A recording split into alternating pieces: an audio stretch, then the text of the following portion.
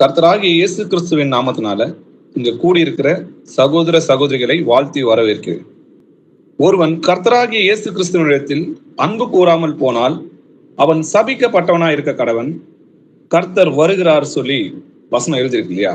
வாசிக்கலாம். 1 கொரிந்தியர் 16 வசனம். ஒருவன் கர்த்தராகிய இயேசு கிறிஸ்துவினிடத்தில் அன்பு கூறாமற் போனால் அவன் சபிக்கப்பட்டவனாய் இருக்க கடவன். கர்த்தர் வருகிறார். ஆமென். ஆமென். அப்போ நம்ம கர்த்தராகிய இயேசு கிறிஸ்துவிடத்துல அன்பு கூறாமல் போனால் அவன் சபிக்கப்பட்டவனா இருக்க கடவன் சொல்லி எழுதியிருக்கு. அப்போ கர்த்தராகிய இயேசு கிறிஸ்துவிடத்துல நான் அன்பு கூறணும்னா முதல்ல அவர் யாரு, அவர்கிட்ட நான் ஏன் அன்பு கூறணும், அவர் நமக்காக என்ன செய்திருக்கிறார் அப்படின்ற அந்த கேள்வியெல்லாம் நம்ம கேட்டு பார்க்கணும். ரெண்டாவது, சபிக்கப்பட்டவனா இருக்க கடவன் சொல்லி எழுதிருக்கு. இப்போ சபிக்கப்பட்டவன் சொல்லி யாரை பார்த்து சொல்றாருன்னு பாத்தீங்கன்னா, செம்மறியாடு வெள்ளாடு நியாயத்தீர்ப்புல இடது பக்கத்துல நிற்கிறவங்களை பார்த்து சபிக்கப்பட்டவர்களே, பிசாசுக்காகவும் அவன் தூதனுக்காகவும் ஆயத்தம் பண்ணியிருக்கிற ஆக்கினை கடலில போங்கன்னு சொல்றாரு இல்லையா? அப்போ நியாயத்தீர்ப்புல நரகத்துக்கு தள்ளுறவங்களை பார்த்துதான், நரகத்துக்கு போறவங்களை பார்த்துதான் சபிக்கப்பட்டவர்களே சொல்றாரு. அப்போ கர்த்தர் வருகிறார்னா எதற்காக வருகிறார்? நியாயம் தீர்க்க வருகிறார். அப்போ கர்த்தராகிய இயேசு கிறிஸ்துவோட அன்பு என்னதென்று உணர்ந்து பதிலுக்கு நம்ம அன்பு கூறாம போனோம்னா, அப்படிப்பட்டவங்களை கர்த்தர் நியாயம் தீர்க்கிறார்னா அவர் நியாயாதிபதியா இருக்கிறார், நீதி உள்ளவரா இருக்கிறார், உண்மை உள்ளவரா இருக்கிறார், பரிசுத்தம் உள்ளவரா இருக்கிறார்ன்றதை நம்ம உணரணும். அவருடைய அன்பு எப்படிப்பட்டது அப்படி என்றது தெரியாம நம்ம எப்படி அவர்கிட்ட அன்பு கூற முடியும்? அவருடைய அன்பை பத்தி வேதம் என்ன சொல்லுதுன்னு பாத்தீங்கன்னா, அறிவு கெட்ட முடியாத அன்பு, அவருடைய அன்பின் ஆழம் அகலம் உயரம் என்னதென்று கற்றுக்கொள்ளுங்கள் சொல்லி எழுதியிருக்கு. வாசிக்கலாம். எபேசியர் 3 வசனங்கள். சகல பரிசுத்தவான்கள் கூட கிறிஸ்துவனுடைய அன்பின் அகலமும் நீளமும் ஆழமும் உயரமும் இன்னதென்று உணர்ந்து அறிவு கெட்டாத அந்த அன்பை அறிந்து கொள்ள வல்லவர்களாகவும் தேவனுடைய சகல பரிபூர்ணத்தாலும் நிறையப்படவும் அவர் தமது மகிமையினுடைய ஐஸ்வர்யத்தின்படியே உங்களுக்கு அனுகிரகம் பண்ண வேண்டும் என்று வேண்டிக் கொள்கிறேன். ஆமேன். ஆமேன். சகல பரிசுத்தவான்களுடைய கூட கிறிஸ்துவின் அன்பின் அகலம் நீளம் ஆழம் உயரம் என்னதென்று உணர்ந்து அறிவு கெட்டாத அந்த அன்பைன்னு சொல்லி எழுதிருக்கு. அப்போ அப்படிப்பட்ட அந்த அன்பை அறிந்து கொள்ள நம்ம வல்லவர்கள் ஆகணுமா? சகல பரிசுத்தவான்களோடு அப்படின்னு சொல்லி எழுதிருக்கு. இந்த அன்பை உணர்ந்ததுனாலதான் அநேக பேரு கர்த்தருக்காக ரத்த சாட்சியா மறித்தாங்க. அந்த அன்பின் நிமித்தம் தான் தன் ஜீவனையை கொடுத்தாங்க. அப்படிப்பட்ட அந்த விலையேற பெற்ற அந்த அன்பு என்னதென்று நம்ம இன்னைக்கு உணர்ந்து கொள்ளலாம். அப்ப அறிவு கட்ட முடியாத அந்த அன்பை அறிந்து கொள்ள நம்ம வல்லவர்கள் ஆகணும்னு சொல்லி வசனங்கள் எழுதியிருக்கு இல்லையா? அப்படி என்ன அந்த அறிவுக்கு கட்ட முடியாத அவருடைய அன்பு, அவருடைய ஆழம் என்ன, அந்த அன்பின் நீளம் அகலம் உயரம் என்னதென்று நம்ம இன்னைக்கு கற்றுக்கொள்ளலாம்.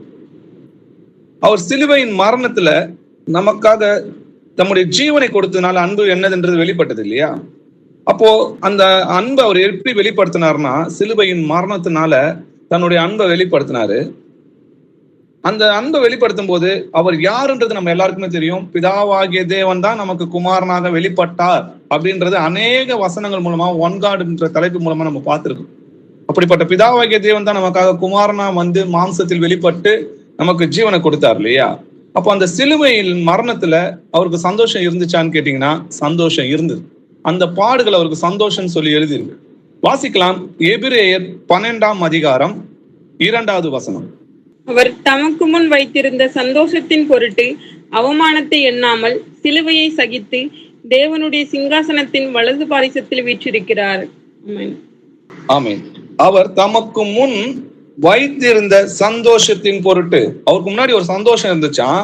அந்த சந்தோஷத்துக்காக தான் இந்த அவமானத்துல சிலுவையின் உள்ள பாடுகளுடைய அவமானத்தை எண்ணாம அவர் முகத்துல எச்சத்துப்பும் போதோ, அவரை பரியாசம் பண்ணும் போதோ, அவர் ஆடைகளை களையும் போதோ அவர் அந்த அவமானத்தை எண்ணாம இருந்தது காரணம் என்னன்னு கேட்டீங்கன்னா, அவருக்கு முன்னாடி ஒரு சந்தோஷம் இருந்துச்சான்.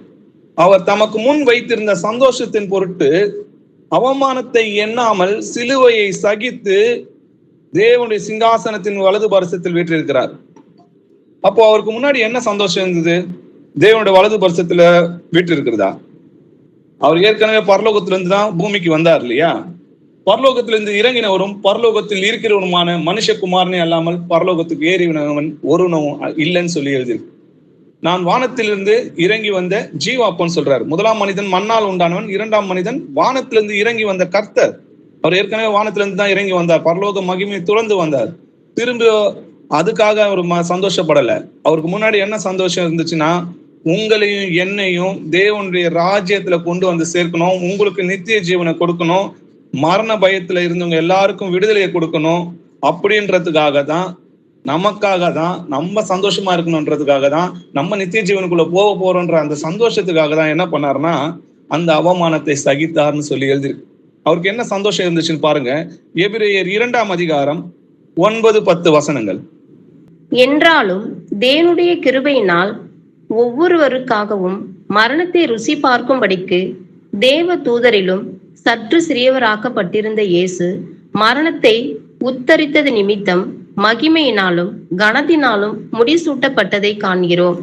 ஏனென்றால் தமக்காகவும் தம்மாலேயும் சகலத்தையும் உண்டாக்கினவர் அநேகம் பிள்ளைகளை மகிமையில் கொண்டு வந்து சேர்க்கையில் அவர்களுடைய ரட்சிப்பின் அதிபதியை உபத்திரவங்களினாலே பூரணப்படுத்துகிறது அவருக்கேற்றதா இருந்தது. ஆமென். ஆமென். தேவனுடைய கிருபையினால் ஒவ்வொருவருக்காகவும் மரணத்தை ருசி பார்க்கும்படி தேவ தூதரிலும் சற்று சிறியவராக்கப்பட்டிருந்த இயேசு. அப்போ தேவனுடைய கிருபை என்னன்னு தெரிஞ்சுக்குங்க. தேவன் மாம்சத்தில் வெளிப்பட்டதுதான் அந்த கிருபை. ஆதியிலே வார்த்தை இருந்துச்சு, அந்த வார்த்தை தேவனிடத்தில் இருந்தது, அந்த வார்த்தை தேவனாய் இருந்ததுன்னு சொல்லி நம்ம வாசிக்கிறோம். அந்த வார்த்தை தான் மாம்சமாகி கிருபையினாலும் சத்தியத்தினாலும் நிறைந்தவராய் நமக்குள்ளே வாசம் பண்ணினார் அப்படின்னு சொல்லி எழுதிருக்கு. அப்போ தேவன் மனிதனாக இறங்கி வந்து நமக்கு ஜீவனை கொடுத்ததுனாலதான் அது கிருபை. கிருபைனா எனக்கு விழ வேண்டிய அடிய, எனக்கு விழ வேண்டிய தண்டனைய, நான் சுமக்க வேண்டிய பாடுகளை அவர் ஏற்றுக்கொள்வதற்காக எனக்காக பரிசுத்தமுள்ள தேவன் அடிமையின் சாயலாய் மனித ரூபமாய் வந்தார். அப்படிப்பட்ட இயேசு மரணத்தை உத்தரத்தின் நிமித்தம், சிலுவையின் பாடுகளை சகித்தது நிமித்தம் மகிமையினாலும் கனத்தினாலும் முடிசூட்டப்பட்டதை காண்கிறோம். ஏனென்றால் எதற்காக இந்த மரணம் பாருங்க. தமக்காகவும் தம்மாலையும் சகலத்தையும் உண்டாக்கினவர் அநேக பிள்ளைகளை, என்ன வசனம் எழுதியிருக்கு, அநேக பிள்ளைகளை மகிமையில் கொண்டு வந்த சேர்க்கையில் அவருடைய ரட்சிப்பின் அதிபதியை உபத்திரங்களினாலே பூரணப்படுத்துகிறது அவருக்கு ஏற்றதா இருந்தது. அப்போ அநேக பிள்ளைகளை, நம்மள எல்லோரையுமே நித்திய ஜீவனுக்குள்ள கொண்டு வந்து சேர்க்கணும்னா அவர் மரிக்கணும். அவருடைய ரத்தத்தினால்தான் நம்மளுக்கு பாவ மன்னிப்பாகிய மீட்பு உண்டாயிருக்கு. அதற்காக இந்த சிலுவையின் பாடுகளை சகித்தார். நீங்க நல்லா யோசிச்சு பாருங்க. அவர் நினைச்சிருந்தாருன்னா நோவா காலத்துல அழிச்சு போட்டது மாதிரி ஃபர்ஸ்ட்ல இருந்து எல்லாத்தையும் அழிச்சிட்டு முதல்ல இருந்து உண்டாக்க முடியும். ஆனா தமது வார்த்தை நிமித்தமும் அப்படி செஞ்சார். ஏன்னா அவருடைய வசனம் என்ன சொல்லுது, சட்டம் சொல்லி எழுதியிருக்கு. சட்ட திட்டத்தின்படி ஒருவன் முடிசூட்டாவிட்டால், மல்யுத்தம் பண்றவன் சட்டத்திட்டத்தின்படி முடிசூட்டாவிட்டால் அவனுக்கு ஈடங்கள் கொடுக்க மாட்டாங்க. அப்போ ஒரு ஸ்போர்ட்ஸ்ல ரூல் அண்ட் ரெகுலேஷனை ஃபாலோ பண்ணாதான் அவனுக்கு அந்த வின் பண்ணதா கொடுப்பாங்க இல்லையா. அப்போ மல்யுத்தம் பண்ணினாலும் சட்ட திட்டத்தின்படி பண்ணாவிட்டால் முடிசூட்ட மாட்டான்னு சொல்லி எழுதியிருக்கிறபடி கர்த்தரும் அந்த சட்டங்களை கீழ்ப்படிந்து, மனிதனால் மரணம் உண்டானதுனால மனிதனால உயிர்த்தெழுதல் உண்டாகணுன்றதுக்காக கர்த்தாதி கர்த்தரும் தேவாதி தேவனும் நமக்காக மனிதனாய் இறங்கி வந்து அந்த பாடுகளை சகித்தார். வாசிக்கலாம் எபிரேயர் 2ஆம் அதிகாரம் 14-15 வசனங்கள். ஆதலால் பிள்ளைகள் மாமிசத்தையும் இரத்தத்தையும் உடையவர்களாய் இருக்க அவரும் அவர்களைப் போல மாமிசத்தையும் இரத்தத்தையும் உடையவரானார். மரணத்துக்கு அதிகாரியாகிய பிசாசானவனை தமது மரணத்தினாலே அழிக்கும்படிக்கும் ஜீவ காலமெல்லாம் மரண பயத்தினாலே அடிமைத்தனத்திற்கு உள்ளானவர்கள் யாவரையும் விடுதலை பண்ணும்படிக்கு அப்படி ஆனார். ஆமென். ஆமென். பிள்ளைகள் மாம்சத்தையும் இரத்தத்தையும் உடையவராய் இருக்க அவரும், அவர் யாரு, பிதாவும் அவர்களைப் போல, யார, நம்மளை போல மாம்சமும் ரத்தத்தை உடையவரானார். எதுக்காக? மரணத்துக்கு அதிகாரியான பிசாசானவனை தமது மரணத்தினாலே அழிக்கும்படிக்கும் ஜீவ காலம் எல்லாம் மரண பயத்தினாலே அடிமைத்தனத்திற்கு உள்ளானவர்கள் யாவரையும் விடுதலை பண்ணும்படிக்கு அப்படி ஆனார். அப்படி ஆனார்னா என்ன? மனிதனானார், மனுஷனாய் பிறந்தார். அப்போ ஆவியாய் இருக்கிற தேவன், அப்படிப்பட்ட மகிமை உள்ள தேவன் நமக்காக எல்லாவற்றையும் இழந்து அடிமையின் ரூபம் எடுத்து மனுஷ சாயலாவின. அவருடைய சரீரத்தை நமக்காக பலியாய் கொடுத்து இவ்வளவாய் நம்ம இடத்துல அன்பு கொடுத்தார். அப்போ கர்த்தராகிய இயேசு கிறிஸ்துவோட கிருபை என்னதுன்றதை நம்ம புரிஞ்சுக்கணும். வாசிக்கலாம் தீத்து 2ஆம் அதிகாரம் 11வது வசனம். ஏனெனில் எல்லா மனுஷருக்கும் ரட்சிப்பை அளிக்கத்தக்க தேவ கிருபையானது பிரசன்னமாகி, ஆமென். எல்லா மனுஷருக்கும் ரட்சிப்பை அளிக்கத்தக்க தேவ கிருபை பிரசன்னமாகி. அப்ப தேவ கிருபை பிரசன்னமாகுதுன்னா எதுக்காகனா எல்லா மனுஷனும் ரட்சிக்கப்பட தேவ கிருபை பிரசன்னமாச்சான். அப்படின்னா தேவன் மனுஷனாய் வெளிப்பட்டார்னு அர்த்தம். ஆவியாய் இருக்கிற தேவன் காணும்படியாய் வந்தார், காணக்கூடாத தேவன் காணும்படியாய் வந்தார், மரிக்காத தேவன் நமக்காக மரணத்தை ருசி பார்க்கும்படியாய் வந்தார். வாசிக்கலாம் 2 கொரிந்தியர் 8ஆம் அதிகாரம் 9வது வசனம். நம்முடைய கர்த்தராகிய இயேசு கிறிஸ்துவின் கிருபையை அறிந்திருக்கிறீர்களே, அவர் ஐஸ்வர்யம் உள்ளவராய் இருந்தும் நீங்கள் அவருடைய தரித்திரத்தினாலே ஐஸ்வர்யவான்களாகும்படிக்கு உங்கள் நிமித்தம் தரித்திரரானாரே. ஆமென். ஆமென். நம்முடைய கர்த்தராகிய இயேசு கிறிஸ்துவின் கிருபையை அறிந்திருக்கிறீர்களே, அவர் ஐஸ்வர்யம் உள்ளவராயிருந்தும் நீங்கள் அவருடைய தரித்திரத்தினாலே ஐஸ்வர்யங்கள் ஆகும்படி உங்கள் நிமித்தம் தரித்திரரானாரே. அப்போ அவர் எதுல ஐஸ்வர்யம் உள்ளவராய் இருந்தாரு? ஒருவராய் சாவாமை உள்ளவரும் சேரக்கூடாத ஒளியில் வாசம் பண்ணுகிறவரும் மனுஷரில் ஒருவனும் கண்டிராதவரும் காணக்கூடாதவருமா இருக்கிறார். அவருக்கே கனமும் நித்திய வல்லமையும் உண்டாயிருப்பதாக சொல்லி எழுதிருக்கு. அப்போ ஒருவரும் சாவாமை உள்ளவரும் சேரக்கூடாத ஒளியில் வாசம் பண்ணுகிறவரும் மகிமை உள்ள கர்த்தர். பரலோகத்துல பாத்தீங்கன்னா பரம சேனையும் வலது பக்கமும் இடது பக்கமும் நிற்கும். அவ ஓயாம என்ன பண்ணுவாங்க? கர்த்தர் பரிசுத்தர், கர்த்தர் பரிசுத்தர் ஓயாம இரவும் பகலும் அவரை துதிக்கிறாங்க. அப்படிப்பட்ட மகிமையின் தேவனை தான் இவங்க என்ன பண்ணாங்க? பிடிச்சி முகத்துல எச்ச தூக்குனாங்க. அவரை தான் என்ன பண்ணாங்க? ஆடையை கழட்டி அவமானப்படுத்தினாங்க. கண்ணை மூடி கொட்டி ஞான திருஷ்டில இது யாருன்னு சொல்லி அவரை பரியாசம் பண்ணாங்க. அப்போ அவ்வளத்தையும் அவமானத்தை எதுக்காக சகித்தார்னா பிள்ளைகளை மகிமையில் கொண்டு வந்து சேர்ப்பதற்காக. அதனால்தான் அவர் ஐஸ்வர்யம் உள்ளவராய் இருந்தனா மரணமே இல்லாதவராய் இருந்தும் நித்திய ஜீவனை உடையவராய் இருந்தும் மனுஷரில் ஒருவனும் கண்டிராதவரும் காணக்கூடாதவரும் மகிமையால தேவனாய் இருந்தும் தேவன் ஆவியாய் இருக்கிறான்னு சொல்லி எழுது. அப்படி இருந்தோம் நீங்கள் அவருடைய தரித்திரத்தினாலேனா அவருடைய மரணத்தினாலே மரிக்கிற மனுஷனை பார்த்துதான் தரித்திரவான்னு சொல்லுவாங்க. அப்போ மனுஷன் அந்த கிருபையை இழந்து போனான் பாத்தீங்களா? ஆண்டவருடைய கிருபையை இழந்து போனதுனாலதான் நம்ம தரித்திரா இருக்கும். ஆண்டவர் நம்மளை படைக்கும் போது நித்திய ஜீவன் உள்ளவரை தான் படைத்தார். ஆதாம் கிட்ட சொல்றாரு, இந்த பழத்தை நீ சாப்பிடும் நாளிலே சாகவே சாவாயின்னு சொல்லி எழுதியிருக்கு.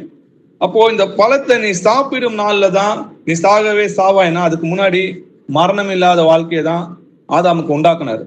ஆதாம் கீழ்ப்படியாமனால்தான் அந்த மகிமையை இழந்து போன, அந்த நித்திய ஜீவனை இழந்து போய் தரித்திரானான். ஆதாம் மூலமா இந்த பாவம் எல்லாருக்கும் மேற்கொண்டு இன்னி வரைக்கும் மரணத்தை நம்ம ருசி பார்க்கிறோம். அப்போ நம்ம மரணத்திலிருந்து விடுதலை ஆகணும்னா அப்படிப்பட்ட ஐஸ்வர்யம் உள்ள தேவன், காணக்கூடாத தேவன், மகிமை உள்ள தேவன் நமக்காக மனிதனாய் பிறந்து மரணத்தை ருசி பார்த்து அவருடைய ரத்தத்தினால நம்மள அவரை விசுவாசிக்கிற நம்ம எல்லோருக்கும் நித்திய ஜீவனை உண்டாக்குனார். அதனாலதான் அவர் ஐஸ்வர்யம் உள்ளவராய் இருந்தும் நீங்கள் அவருடைய தரித்திரத்தினால அவருடைய மரணத்தினாலே நமக்கு நித்திய ஜீவன் உண்டாகும்படிக்கு அப்படி ஆனார். உங்கள் நிமித்தம் தரித்திரனான நமது நிமித்தம் மனுஷன் ஆனார்னு அர்த்தம். வாசிக்கலாம் பிலிப்பியர் 2ஆம் அதிகாரம் 6-8 வசனங்கள் வரைக்கும் வாசிக்கலாம். அவர் தேவனுடைய ரூபமாய் இருந்தும் தேவனுக்கு சமமாய் இருப்பதை கொள்ளையாடின பொருளாக எண்ணாமல் தம்மை தாமே வெறுமையாக்கி அடிமையின் ரூபம் எடுத்து மனுஷர் சாயலானார். அவர் மனுஷ ரூபமாய் காணப்பட்டு மரண பரியந்தம் அவரது சிலுவையின் மரண பரியந்தமும் கீழ்ப்படிந்தவராய் தம்மை தாமே தாழ்த்தினார். ஆமேன். ஆமேன். அவர் தேவனுடைய ரூபமாய் இருந்தோம். இன்னைக்கு நான் பேசுறேன், சத்தத்தை கேட்குறீங்க, நாளைக்கு என்ன வந்து பாக்குறீங்க. அப்ப பேசுற ஆளும் பாக்குற ஆளும் வேற வேற ஆள் கிடையாது இல்லையா? அப்போ அந்த வார்த்தை தான் மாம்சமாயி அப்படின்னு சொல்லி வசனம் எழுதியிருக்கு, நம்ம படிச்சோம். அவர் தேவனுடைய ரூபமாய் இருந்தோம். தேவனுக்கு சமமாய் இருப்பதை கொள்ளையாடின பொருளை எண்ணாமல், அதாவது தேவன்ற அந்த ஸ்தானத்தை இழந்து தம்மை தாமே வெறுமையாக்கி அடிமையின் ரூபம் எடுத்து பாவம் செய்யற எவனும் பாவத்துக்கு அடிமையா இருக்கிறான். அதனாலதான் என்னை ஏன் நல்லவன் சொல்லுவான ஏன் அப்படின்னு சொல்லி கேட்கிறாரு. அவரை ஒருத்தர் பார்த்து நல்ல போதுகிறே நித்திய ஜீவனை நான் பெற்றுக்கொள்ளணும்னா நான் என்ன செய்யணும்னு கேட்கும்போது ஜீசஸ் சொல்றாரு, என்னை ஏன் நல்லவன் சொல்லுவானேன். அப்ப ஏன் அப்படி சொன்னாரு? அவர் அடிமையின் ரூபம் எடுத்திருக்கார். அப்போ பாவத்தின் மாம்சம், பாவத்தின் காரணமாக உண்டான சரீரம் இது. அப்ப பாவ மாம்சத்துல அவர் இருந்ததுனாலதான், அதனாலதான் அவர் சொல்றாரு என்னை ஏன் நல்லவன் சொல்லுவானேன் அப்படி சொல்றாரு. அவரிடத்துல பாவம் இருந்துச்சா? அவரிடத்துல பாவம் கிடையாது, அவர் பாவம் செய்யல, அவர் பரிசுத்தமாய் வாழ்ந்தார்னு சொல்லி எழுதியிருக்கு. என்னிடத்தில் பாவம் உண்டு என்று உங்களால் யார் என்னை குற்றப்படுத்த கூடும் சொல்லி கேட்கிறார். அப்போ அவர் இருந்த ரூபம் அடிமையின் ரூபம் எடுத்து மனுஷ சாயலானார். அவர் மனித ரூபமாய் காணப்பட்டு தேவனை ஒருவனும் ஒரு காலம் கண்டது கிடையாது. அவர் ஒரு மனித ரூபமாய் வந்ததுனாலதான் நம்மளால பார்க்க முடிஞ்சது. மரண பரியந்தம், அதாவது சிலுவையின் மரண பரியந்தம் கீழ்ப்படிந்தவராகி தம்மை தாமே தாழ்த்தினார். அதனாலதான் பிதாவே என்னை ரட்சியும், பிதாவே அவர்களை மன்னியும் சொல்லி அவர் ஏன் ஜெபம் பண்ணார்னா, அவர் அடிமையின் சாயலா இருந்து மனித ரூபமாய் இருந்து ஜெபம் பண்ணார். அவர் மாம்சத்தில் இருந்த நாட்களில் தன்னை ரட்சிக்க வல்ல தேவனை நோக்கி ஜெபம் பண்ணார்னு சொல்லி எழுதியிருக்கு. தேவ பக்திக்குரிய ரகசியமானது யாவரும் ஒப்புக்கொள்கிறபடி மகா மேன்மை உள்ளது. தேவன் மாம்சத்தில் வெளிப்பட்டார்னு சொல்லி எழுதியிருக்கே தவிர தேவகுமாரன் மாம்சத்தில் வெளிப்பட்டார்னு எழுதல. தேவன் மாம்சத்தில் வெளிப்பட்டார், ஆவியிலே நீதி உள்ளவர் என்று விளங்கப்பட்டார், தேவ தூதர்களால் காணப்பட்டார். அதுக்கு முன்னாடி யாரும் அவரை பார்க்க முடியாது, ஏன்னா தேவன் ஆவியா இருக்கிறார். அப்படிப்பட்ட மகிமை உள்ள தேவன் நமக்காக மரணத்தை ருசி பார்க்கும்படி வந்தார். வாசிக்கலாம் 2 கொரிந்தியர் 5ஆம் அதிகாரம் 21வது வசனம். நாம் அவருக்குள் தேவனுடைய நீதியாகும்படிக்கு பாவம் அறியாத அவரை நமக்காக பாவமாக்கினார். ஆமென். ஆமென். நாம் அவருக்குள் தேவனுடைய நீதியாகும்படிக்கு பாவம் அறியாத அவரை நமக்காக பாவமாக்கினார்னா, ஆவியா இருக்கிற தேவன் நமக்காக அடிமையின் ரூபம் எடுத்து பாவ சரீரத்தில் வெளிப்பட்டார்னு அர்த்தம். அவருடைய கிருபையின் ஐஸ்வர்யத்தின்படியே இவருடைய ரத்தத்தினாலே பாவ மன்னிப்பு ஆகிய மீட்பு இவருக்குள் நமக்கு உண்டாயிருக்கிறது. அவர் மறிக்கலன்னா நம்ம எல்லாருக்கும் நரக நிச்சயம். அப்போ அவர் மறித்ததுனாலே நம்மளுக்கு நித்திய ஜீவனை உண்டாக்கினார். எப்படின்னு பாருங்க, ரோமர் 8ஆம் அதிகாரம் 3வது வசனம் வாசிக்கலாம். அது எப்படி எனில், மாமசத்தினாலே பலவீனமாய் இருந்த நியாய பிரமாணம் செய்யக்கூடாததை தேவனே செய்யும்படிக்கு தம்முடைய குமாரனை பாவ மாமிசத்தின் சாயலாகவும் பாவத்தை போக்கும் பலியாகவும் அனுப்பி மாமிசத்திலே பாவத்தை ஆக்கினைக்குள்ளாக தீர்த்தார். ஆமேன். ஆமேன். அது எப்படி எனில், மாம்சத்தினாலே பலவீனமாயிருந்த நியாயப்பிரமாணம் செய்யக்கூடாதது. இப்ப நியாயப்பிரமாணத்தினால என்ன செய்ய முடியல? நியாயப்பிரமாணத்தினால யாரையுமே ரட்சிக்க முடியல. அதனால தேவனை செய்யும்படிக்கு, அதனாலதான் தேவன் மாம்சத்தில் வெளிப்பட்டார். தேவனை செய்யும்படிக்கு தம்முடைய குமாரனை பாவ மாம்சத்தின் சாயலாகவும் பாவத்தை போக்கும் பலியாகவும், இங்க வசனம் என்ன எழுதியிருக்கு? பாவ மாம்சத்தின் சாயலாகவும் சொல்லி எழுதியிருக்கு. அதனாலதான் என்னை ஏன் நல்லவன் சொல்வான் ஏன் சொன்னார். பாவத்தை போக்கும் பலியாகவும் அனுப்பி அதே மாம்சத்திலே பாவத்தை ஆக்கினைக்குள்ளாக தீர்த்தார். அப்போ பாவம் செய்யாம தன்னைத்தானே ஜீவ பலியாக தேவனுக்கு ஒப்பு கொடுத்து நமக்காக நம்முடைய அக்கிரமங்களை தம்முடைய சிலுவையில் சுமந்து நமக்கு நித்திய ஜீவனை உண்டு பண்ணினார். தேவன் தான் மாம்சத்துல வெளிப்பட்டு இந்த சபையை நம்மளுக்கு சம்பாதித்தார்னு சொல்லி வசனங்கள் எழுதியிருக்கு. வாசிக்கலாம் அப்போஸ்தலர் 20ஆம் அதிகாரம் 28வது வசனம். ஆகையால் உங்களை குறித்தும் தேவன் தம்முடைய சுய இரத்தத்தினாலே சம்பாதித்து கொண்ட தமது சபையை மேய்ப்பதற்கு பரிசுத்த ஆவி உங்களை கண்காணிகளாக வைத்த மந்தை முழுவதையும் குறித்தும் எச்சரிக்கையா இருங்கள். ஆமென். ஆமென். தேவன் தம்முடைய சுய ரத்தத்தினாலே சம்பாதித்து கொண்ட தமது சபைன்னு சொல்லி எழுதியிருக்கு. தேவனுக்கு ஏதுங்க ரத்தம்? தேவன் தான் ஆவியா இருக்கிறாரு.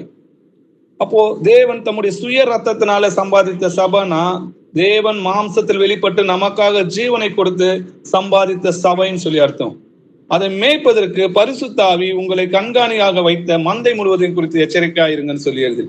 அப்போ தேவன் தம்முடைய சுய ரத்தத்தினால சம்பாதித்த சபை இது. ஆனா இது நீங்க எல்லாரும் என்ன சொல்றாங்க?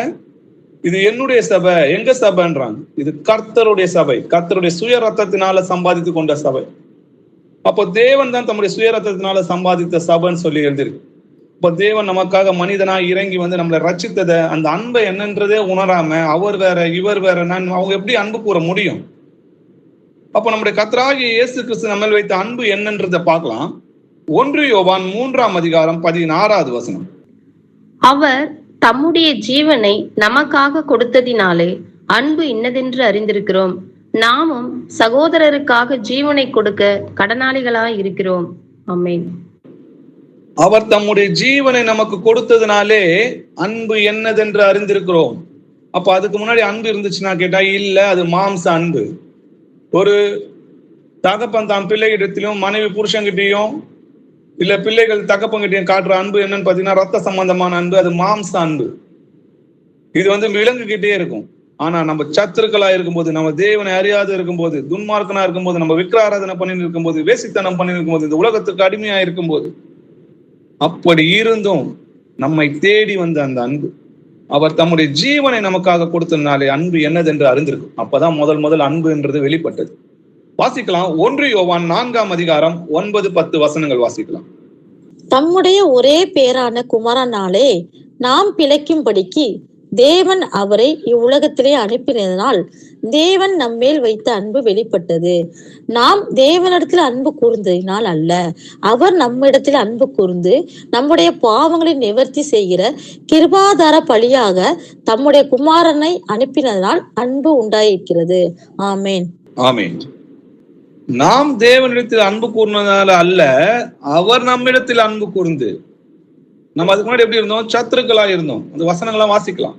அப்போ நம் தேவனிடத்தில் அன்பு கூர்ந்ததால் அல்ல, அவர் நம்மிடத்தில் அன்பு கூர்ந்து நம்முடைய பாவங்களை நிவர்த்தி செய்கிற கிருபாதார பலியாக தம்முடைய குமாரனை அனுப்புவதனாலே அன்பு உண்டாயிருக்கு. அப்ப குமாரனா யார் வந்தா? தேவன் தான் வந்தாருன்றதுக்காக நிறைய வசனங்கள் நம்ம பார்த்தோம். இதுக்கு முன்னாடி நம்ம எப்படி இருந்தோம் பாருங்க. ரோமர் 5ஆம் அதிகாரம் 6-8 வசனங்கள் வாசிக்கலாம். அன்றியும் நாம் பலனற்றவர்களாய் இருக்கும் போதே குறித்த காலத்தில் கிறிஸ்து அக்கிரமக்காரருக்காக மரித்தார். நீதிமானுக்காக ஒருவன் மரிக்கிறது அரிது, நல்லவனுக்காக ஒருவேளை ஒருவன் மரிக்க துணிவான். நாம் பாவிகளாய் இருக்கையில் கிறிஸ்து நமக்காக மரித்ததினாலே தேவன் நம்மேல் வைத்த தமது அன்பை விளங்க பண்ணுகிறார். ஆமென். ஆமென். அன்றியும் நாம் பலனற்றவர்களாய் இருந்தபோது, பாவத்துக்கு அடிமையா இருந்தபோது, குறித்த காலத்தில் கிறிஸ்து அக்கிரமக்காரருக்காக மரித்தார். அந்த அக்கிரமக்காரர் யாருமே இல்ல, நம்ம தான். நீதிமானுக்காக ஒருவன் மரிக்கிறது அரிது, நல்லவனுக்காக ஒருவேளை ஒருவன் மரிக்க துணிவான் இல்லையா? ஆனா நம்ம பாவிகளா இருக்கும் போதே கிறிஸ்து நமக்காக மரித்ததுனாலே தேவன் நம்மேல் வைத்த அன்பை விளங்க பண்ணினார். அப்பதான் அன்புன்றது என்னதுன்றதே தெரியுது இந்த உலகத்துக்கு. அதுக்கு முன்னாடி அன்பு கிடையாது. அப்போ ஈசாக்கு மேல அபிரகாம் காட்டினது அன்பான்னு கேட்டா அது மாம்ச அன்பு. இது அறிவு கட்ட முடியாத அன்புன்னு சொல்லி வேத வசனம் எழுதிருக்கு இல்லையா? அதான் நம்ம இப்ப பாக்குறோம். இதுக்கு முன்னாடி நம்ம எப்படி இருந்தோம்? பிசாசோட பிள்ளைகளா இருந்தோம்னு சொல்லி வேத வசனம் சொல்லுது. வாசிக்கலாம். எபேசியர் 2ஆம் அதிகாரம் 1-5 வசனங்கள் வரைக்கும் வாசிக்கலாம். அக்கிரமங்களினாலும் பாவங்களினாலும் மரித்தவர்களாய் இருந்த உங்களை உயிர்ப்பித்தார். அவைகளில் நீங்கள் முற்காலத்திலே இவ்வுலக வழக்கத்திற்கேற்றபடியாகவும் கீழ்ப்படியாமையின் பிள்ளைகளிடத்தில் இப்பொழுது கிரியை செய்கிற ஆகாயத்து அதிகார பிரபுவாகிய ஆவிக்கேற்றபடியாகவும் நடந்து கொண்டீர்கள். அவர்களுக்குள்ளே நாம் எல்லாரும் முற்காலத்திலே நமது மாம்ச இச்சையின்படியே நடந்து நமது மாம்சமும் மனசும் விரும்பினவைகளை செய்து சுபாவத்தினாலே மற்றவர்களைப் போல கோபாக்கினையின் பிள்ளைகளாயிருந்தோம். தேவனோ இரக்கத்தில் ஐஸ்வர்யம் உள்ளவராய் நம்மில் அன்பு கூர்ந்த தம்முடைய மிகுந்த அன்பினாலே அக்கிரமங்களில் மரித்தவர்களாய் இருந்த நம்மை கிறிஸ்துவுடனே கூட உயிர்ப்பித்தார். கிருபையினாலே ரட்சிக்கப்பட்டீர்கள். ஆமேன். ஆமேன். நம்ம எப்படி இருந்தோமா? அக்கிரமங்களிலும் பாவங்களிலும் மரித்திருந்த உங்களை உயிர்ப்பித்தார். நம்ம பிறப்போம், நரகத்துக்கு போவோம், அப்படிதான் இருந்தது. நம்ம பாவத்துக்கு மரித்து இருந்தோம். ஆனா முற்காலத்துக்கு நம்ம எப்படி இருந்தோம் சொல்லி வசனம் எழுதியிருக்கு பாருங்க. இவ்வுலக வழக்கத்திற்கு ஏற்றபடியாகவும் கீழ்ப்படியாமின் பிள்ளையிடத்தில் இப்பொழுது கிரியை செய்கிற ஆகாயத்து அதிகார பிரபுவாகிய ஆவிக்கேற்றபடியாகவும் நடந்து கொண்டீங்கன்னா பிசாசோட பிள்ளைகளா இருந்தீங்க. இந்த உலகத்தின் அதிபதியா இருக்கிற பிசாசோட பிள்ளைகளா இருந்தோம். இந்த உலகத்துக்கு சிற்றின்பங்களுக்கு எல்லோரையும் போல நாமும் இதற்கு அடிமையா இருந்தோம் இல்லையா? அவர்கள் எல்லோரும் நம்ம எல்லோரும் எப்படி இருந்தோம்னா, அவர்களுக்கு முன்னாடி நம்ம எப்படி இருந்தோம்னா, முற்காலத்திலே நமது மாம்ச இச்சையின்படி நடந்து நம்ம மாம்சமும் மனசும் என்ன சொல்லுதோ அதை தான் நம்ம செஞ்சோம். சுபாவத்தினாலே மற்றவர்களை போல எப்படி இருந்தோமா? கோபாக்கினை பிள்ளைகளா இருந்தோம். வேத வசனம் என்ன சொல்லுதோ அதன்படி செய்யாம என் இருதயத்துக்கு எதெல்லாம் சந்தோஷமா இருக்கோ அதெல்லாம் நான் செஞ்சு கொண்டு இருந்தேன். தேவனும் இரக்கத்தில் ஐஸ்வர்யம் உள்ளவராய், எதுல அவர் ஐஸ்வர்யம் உள்ளவராய் இருக்கிறான்னு சொல்லியிருக்கு? இரக்கத்தில் ஐஸ்வர்யம் உள்ளவராய் நம்மில் அன்பு கூர்ந்து தம்முடைய மிகுந்த அன்பினாலே, அக்கிரமக்காரனும் அநியாயக்காரனும் இருந்த நம்மள என்ன பண்ணாரு? தம் கிறிஸ்து மரித்தவர்களா இருந்த நம்ம அவருடைய கூட உயிர்ப்பித்தார். இது கிருபையினால் நம்ம ரட்சிக்கப்பட்டோம். இது கிருபையினால் உண்டானது கிடையாது, இது தேவனுடைய ஈவுன்னு சொல்லி எழுதிருக்கு. நம்ம அவரை தேடவே இல்லை. அவர் யாருன்னு நமக்கு தெரியாது, அவருடைய அன்பு என்னதுன்னு நமக்கு தெரியாது. நம்ம சத்துருக்களா இருந்தோம். பாவிகளா இருந்தோம், துன்மார்க்கமா இருந்தோம், அப்படி இருந்தோம் நம்மை தேடி வந்து தமது ஜீவனை கொடுத்த அந்த அன்பு தான் அறிவு கட்ட முடியாத அன்பு. வாசிக்கலாம், தீத்து 3ஆம் அதிகாரம் 3-5 வசனங்கள் வரைக்கும் வாசிக்கலாம். ஏனெனில் முற்காலத்திலே நாமும் புத்தியினரும் கீழ்ப்படியாதவர்களும் வழி தப்பி நடக்கிறவர்களும் பலவித இச்சைகளுக்கும் இன்பங்களுக்கும் அடிமைப்பட்டவர்களுக்கும் துர்க்குணத்தோடும் பொறாமையோடும் ஜீவனம் பண்ணுகிறவர்களும் பகைக்கப்படத்தக்கவர்களும் ஒருவரை ஒருவர் பகைக்கிறவர்களுமாய் இருந்தோம். நம்முடைய இரட்சகராகிய தேவனுடைய தயவையும் மனுஷர் மேல் உள்ள அன்பும் பிரசன்னமான போது நாம் செய்த நீதியின் கிரிகளின் நிமித்தம் அவர் நம்மை ரட்சியாமல் தமது இரக்கத்தின்படியே மறுஜென்மம் முழுக்கினாலும் பரிசுத்த ஆவினுடைய புதிதாக்களினாலும் நம்மை ரட்சித்தார். ஆமேன். ஆமேன். முற்காலத்திலே நாமும் புத்தீனமும் எப்படி இருந்தோமா? புத்தீனமும் கீழ்ப்படியாதவர்களும் வழி தப்பி நடந்தவர்களும் பலவித இச்சைகளுக்கு இன்பங்களுக்கும் அடிமைகளா இருந்தோம். இந்த உலகத்துக்கு பாவத்துக்கு அடிமையாய் இருந்தோம். பாவம் செய்கிற எவனும் பாவத்துக்கு அடிமையா இருந்தான்னு சொல்லி எழுது. துர்குணத்தோடும் பொறாமையோடும் ஜீவனம் பண்ணுவர்களா இருந்தோம். பகைக்கப்படத்தக்கவர்களும் ஒருவரை ஒரே பகைகளா இருந்தோம். சண்டைக்காரங்களா தான் நம்ம இருந்தோம் இல்லையா? துன்மார்க்கனா இருந்தோம், சண்டைக்காரனா இருந்தோம், இந்த உலகத்துக்கு அடிமையா இருந்தோம். ஆனா நம்முடைய கர்த்தராகிய இயேசு கிறிஸ்து தயவு மனுஷர் மேலுள்ள அன்பும் பிரசனமான போது, தேவன் மனுஷனாக வெளிப்பட்ட போது, நாம செஞ்ச நீதி நிமித்தம் அவர் நம்மளை ரட்சியாம எப்படி நம்மளை ரட்சித்தார்னு பாருங்க. நாம் செய்த நீதி நிமித்தம் அவர் நம்மை ரட்சியாமல் தமது இரக்கத்தின்படியே மறுஜென்மம் முழுக்கினாலும் பரிசுத்த ஆவியினுடைய புதுதாக்கினாலும் நம்மை ரட்சித்தார். அப்போ இயேசு கிறிஸ்து எடுத்துக்கொண்டு ஞானஸ்தானம் எடுக்கும்போது, நான் புது மனுஷனாய் பிறக்கும் போது, அவரை விசுவாசிக்கும் போது நான் என்ன பண்றேன்? ரட்சிக்கப்படுறேன். அவருடைய கிருபை எல்லாருக்குமே தான் இருக்கு. ஆனா அதை யார் விசுவாசிக்கிறாங்களோ அவங்களுக்குள்ள அது தேவ பலனா இருக்குதுன்றதை நம்ம பாக்குறோம். அப்போ அநியாயக்காரனா இருந்தோம், நம்மள கர்த்தர் நேசிச்சாருன்ற வசனங்களை தான் நம்ம பார்த்துட்டு வரோம். இன்னும் பார்க்கலாம். 1 கொரிந்தியர் 6ஆம் அதிகாரம் 9-11 வசனங்கள் வரைக்கும் வாசிக்கலாம். அநியாயக்காரர் தேவனுடைய ராஜ்யத்தை சுதந்தரிப்பது இல்லை என்று அறியீர்களா? வஞ்சிக்கப்படாதிருங்கள். வேசி மார்க்கத்தாரும் விக்கிரக ஆராதனைக்காரரும் விபச்சாரக்காரரும் சுய புணர்ச்சிக்காரரும் ஆண் புணர்ச்சிக்காரரும் திருடரும் பொருளாசைக்காரரும் வெறியரும் உதாசீனரும் கொள்ளைக்காரரும் தேவனுடைய ராஜ்யத்தை சுதந்தரிப்பது இல்லை. உங்களில் சிலர் இப்படிப்பட்டவர்களா இருந்தீர்கள். ஆயினும் கர்த்தராகிய இயேசுவின் நாமத்தினாலும் நமது தேவனுடைய ஆவியினாலும் கழுவப்பட்டீர்கள், பரிசுத்தமாக்கப்பட்டீர்கள், நீதிமான்கள் ஆக்கப்பட்டீர்கள். ஆமென். ஆமென். அநியாயக்காரர் தேவனுடைய ராஜ்யத்தை சுதந்திரிப்பதில்லை என்பதை அறிஞ்சிருக்கிறீங்களா? வஞ்சிக்கப்படாதிருங்கன்னு சொல்லி எழுதி. அப்போ வேசி மார்க்கத்தாரும் விக்கிரக ஆராதனைக்காரரும் விபச்சாரக்காரரும் சுய புணர்ச்சிக்காரரும் ஆண் புணர்ச்சிக்காரரும் திருடரும் பொருளாசைக்காரரும் வெறியரும் உதாசனரும் கொள்ளைக்காரரும் தேவனுடைய ராஜ்யத்தில் சுதந்திரிப்பதில். இன்னும் மாம்சத்தின் கிரியைகள் நிறைய இருக்கு. இப்போ அதுல செய்யற யாருமே தேவனுடைய ராஜ்யத்தை சுதந்திரிப்பது இல்லைன்னு சொல்லியிருக்கு. நம்ம அப்படிதான் இருந்தோம் சொல்லி நிறைய வசனங்கள் படிச்சோம். துன்மார்க்கனா இருந்தோம், கீழ்ப்படியாதவங்களா இருந்தோம், இந்த வழி தப்பி நடக்கிறவர்களா இருந்தோம், பல விதமான இச்சைகளுக்கும் இன்பங்களுக்கும் அடிமையாப்பட்டவர்களா இருந்தோம். ஆனா அப்படிப்பட்ட நம்ம, அதனால்தான் வசனம் சொல்றது, உங்களில் சிலர் இப்படிப்பட்டவர்களா இருந்தீங்க. அப்படி இருந்த நம்மளை கர்த்தராகிய இயேசு கிறிஸ்து நாமத்தினாலும் தமது தேவனுடைய ஆவியினாலும் கழுவப்பட்டீர்கள், பரிசுத்தமாக்கப்பட்டீர்கள், நீதிமானாக்கப்பட்டீர்கள். நம்மளை பரிசுத்தமாக்கப்பட்டோம்னு சொல்லி எழுதியிருக்கு, நம்ம நீதிமானாக்கப்பட்டோம்னு சொல்லி எழுதியிருக்கு. எப்போ அது நடந்தது? எப்போ இயேசு கிறிஸ்துவை ஏற்றுக்கொண்டு அவருடைய அன்பு என்னதென்று உணரும் போது, எனக்காக தேவன் தான் மனிதனாக இறங்கி வந்தாருன்னு சொல்லி அவர் மேல விசுவாசிக்கும் போது, விசுவாசத்தில் பிறக்கிறதே அன்பு. அதுதான் பரிசுத்த ஆவியானவர், புதிதாக்குதல். நம்மளை ஞானஸ்தானத்து மூலமா நம்ம புதிதாய் பிறந்திருக்கிறோம் இல்லையா?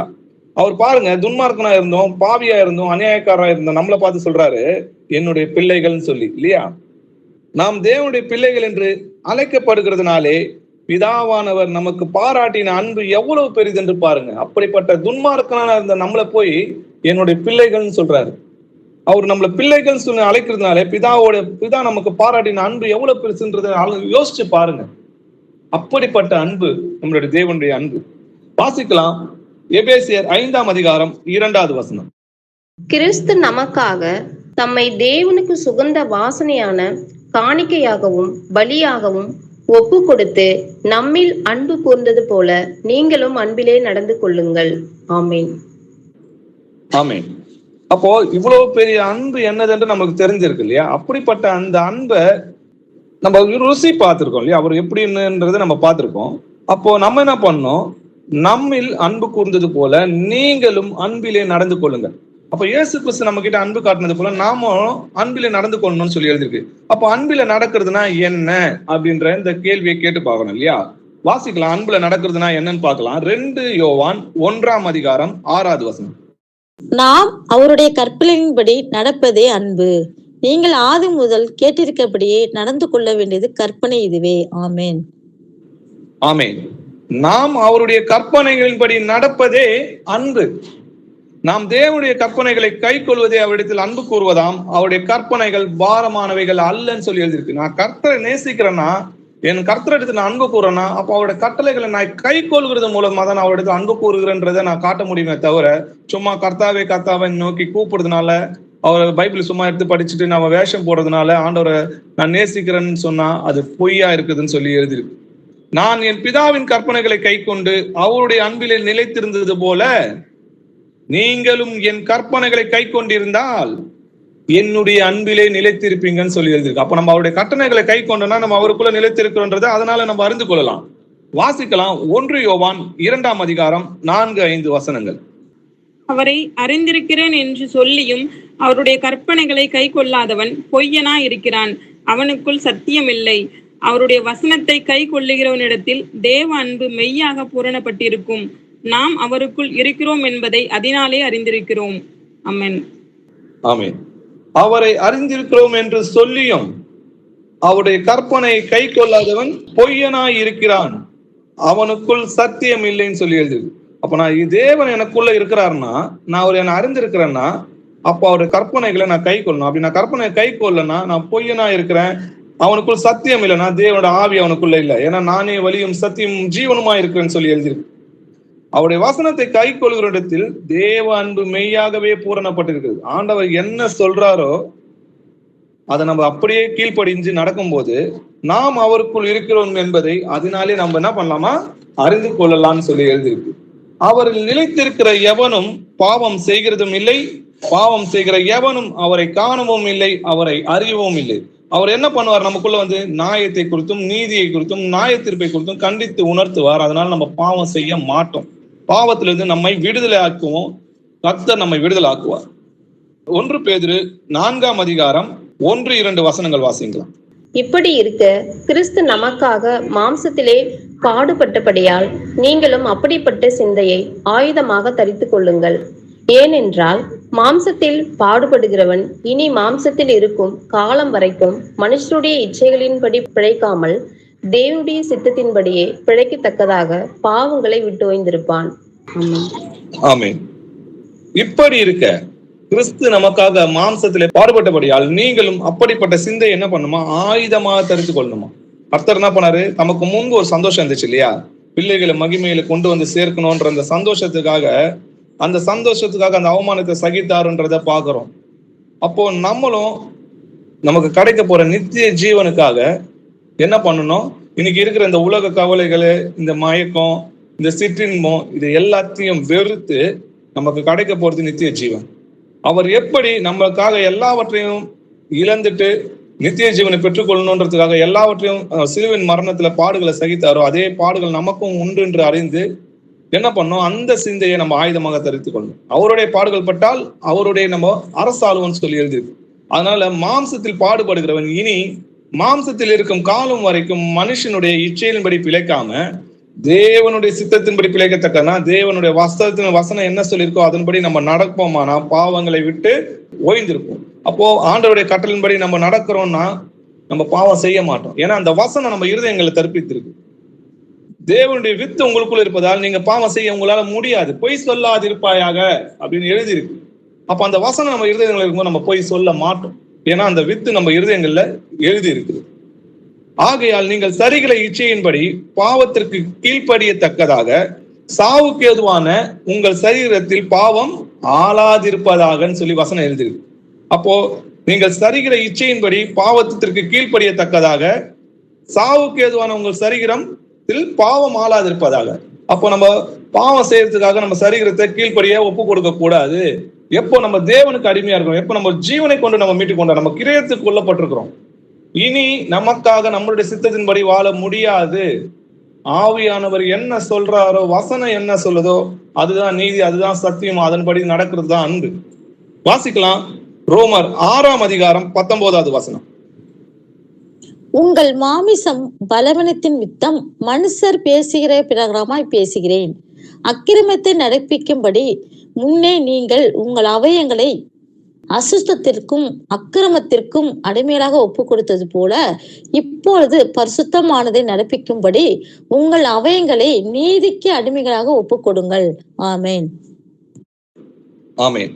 முற்காலத்துல நம்ம எப்படி இருந்தோம்? பாவிகளா இருந்தோம் சொல்லி பார்த்தோம் இல்லையா? முன்ன நீங்கள் எப்படி இருந்தோம்? உங்கள் அவயங்களை, அதாவது நம்ம சரீரத்தை என்ன பண்ணோம்? அசுத்தத்திற்கும் அக்கிரமத்திற்கும் அடிமையாக ஒப்பு கொடுத்தது போல இப்பொழுது என்ன பண்ணுங்க? பரிசுத்தமானதை நடப்பிக்கும்படி உங்கள் அவயங்களை நீதிக்கு அடிமையாக ஒப்பு கொடுங்கள். அப்போ நம்ம அடிமையா இருக்கிறோம். ஏன்னா நம்மள விலையேற பெற்ற ரத்தத்தினால் நம்ம வாங்கி இருக்கிறோம், நம்ம கிரியத்து கொல்லப்பட்டிருக்கிறோம். அப்ப நம்ம இஷ்டப்படி நம்மளால நடக்க முடியாது. நம்ம தேவனுக்கு அடிமையா இருக்கிறோம். நம்ம கிறிஸ்துவின் உடையவர்கள் சொல்லி எழுதியிருக்கு. 1 பேதுரு 2ஆம் அதிகாரம் 16வது வசனம் வாசிக்கலாம். சுயாதீனம் உள்ளவர்களாய் இருந்தும் உங்கள் சுயாதீனத்தை துர்க்குணத்திற்கு மூடலாக கொண்டிராமல் தேவனுக்கு அடிமைகளாய் இருங்கள். ஆமென். ஆமென். நம்ம சுயாதீனம் உள்ளவங்களா தான் இருக்கிறோம். இனிமேல் நம்ம நியாயப்பிரமாணத்துக்கு அடிமை கிடையாது. அப்படி இருந்தாலும் துர்குணத்திற்கு மூடலாக கொண்டிராமல் நம்ம என்ன பண்ணோமா? தேவனுக்கு அடிமையாயிருங்கள் சொல்லி எழுதிருக்கு. அப்ப துர்குணத்துக்கு மூடலாகனா இந்த உலகத்துக்கு அடிமையாயில்லாம தேவனுக்கு அடிமையாயிருங்க. அவர் என்ன சொல்றாரோ, அது நம்மளுக்கு என்ன போதிக்கிறாரோ, இதோ அடியேன் கேட்கிறேன், இது மட்டும்தான் நம்ம ஆண்டவர்கிட்ட சொல்லணும். நம்ம தேவனுக்கு அடிமையா இருக்கிறோன்றத நம்ம ஒவ்வொரு நாளும் உணர்ந்து அதன்படி நடக்கிறவங்களா நம்ம இருக்கணும். நீங்கள் உங்கள் அவயங்களை நீதியின் ஆயுதங்களாக பாவத்திற்கு ஒப்புக்கொடாமல் உங்களை மரித்தோரிலிருந்து பிழைக்கத்தக்கதாக தேவனுக்கு ஒப்பு கொடுத்து உங்க அவயங்களை என்ன பண்ணுமா? நீதிக்குரிய ஆயுதங்களாக தேவனுக்கு ஒப்பு கொடுங்க. இப்ப நம்மளுடைய அவயங்கள் எப்படி இருக்குதான்? ஆயுதங்களா இருக்குதுன்னு சொல்லி வேதவசனம் ரோமர் 6ஆம் அதிகாரம் 13வது வசனம் சொல்லுது. அப்போ உங்கள் அவயங்களை நீதிக்குரிய ஆயுதங்களாக தேவனுக்கு ஒப்பு கொடுக்க நம்ம எப்பொழுதும் ஆயத்தமா இருக்கணும்.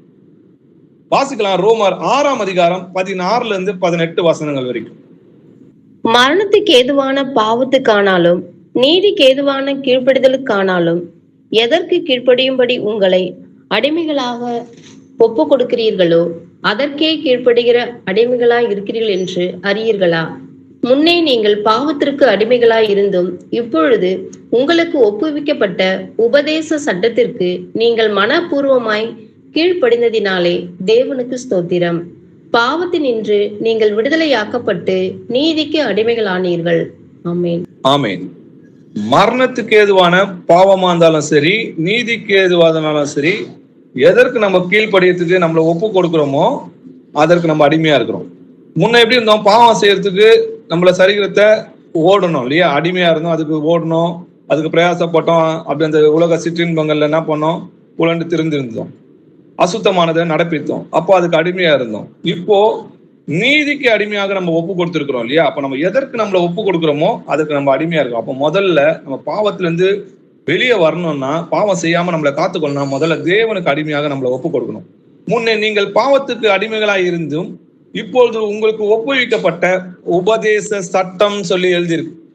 இந்த வேத புத்தகம் என்ன சொல்லி எழுதியிருக்கு? உபதேச சட்ட புத்தகம். இதை யாருமே மாற்ற முடியாது. அந்த வசனம் என்ன சொல்லுதோ அதன்படி தண்டனை கிடைக்கும்.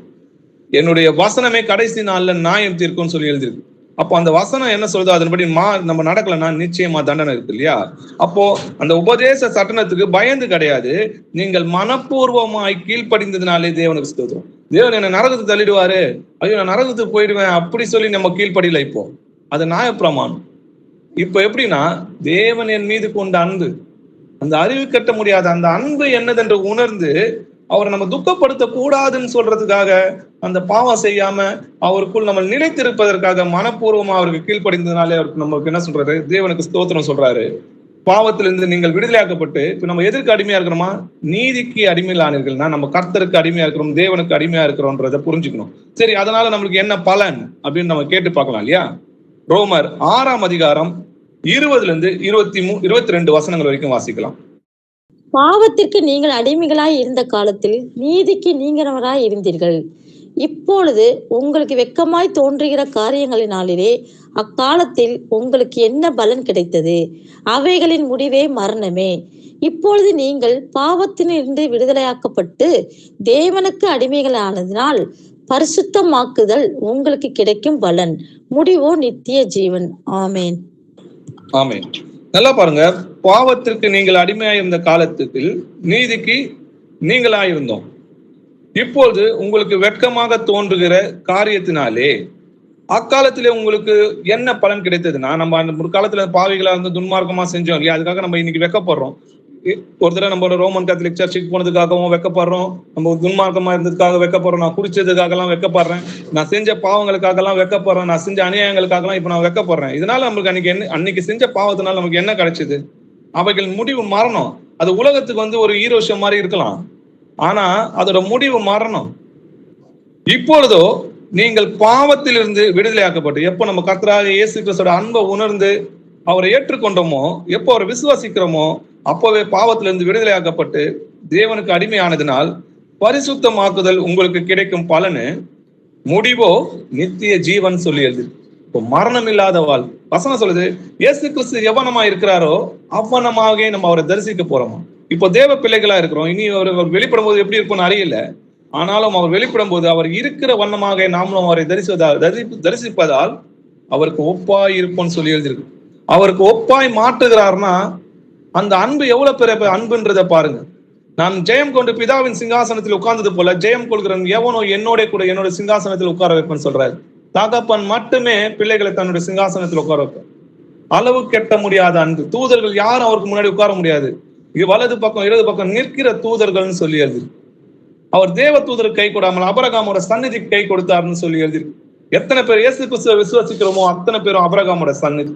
அப்படி இருக்க அந்தபடி முந்தின நடக்கைக்குரிய மோசம் போக்கும் இச்சைகளாலே கெட்டு போகிற பழைய மனுஷனை நீங்கள் களைத்து போட்டு உங்கள் உள்ளத்திலே புதிதான ஆவி உள்ளவர்களாகி, அதாவது புது மனிதனாய் பிறந்து மெய்யான நீதியிலும் பரிசுத்தத்திலும் தேவனுடைய சாயலாக சிருஷ்டிக்கப்பட்ட புதிய மனுஷனை தடுத்துக் கொள்ளுங்க. அப்ப நம்ம ஞானஸ்தானத்து மூலமா புது மனுஷனாய் பிறந்து வந்திருக்கிறோம். அப்ப பழைய மனுஷன் என்னோட கூட இயேசு கிறிஸ்துவ கூட சிறுவையில் அறையப்பட்டான். இப்போ வாழ்கிறது நான் அல்ல, கிறிஸ்துவே எனக்குள் வாழ்கிறார். அப்படின்னா கிறிஸ்து நம்மளுக்குள்ள வழி நடத்துகிறார்னு சொல்லி அர்த்தம். யார் தேவனுடைய ஆவினால் வழி நடத்தப்படுகிறார்களோ அவர் தேவனுடைய புத்திரர்கள் சொல்லி எழுதியிருக்கு.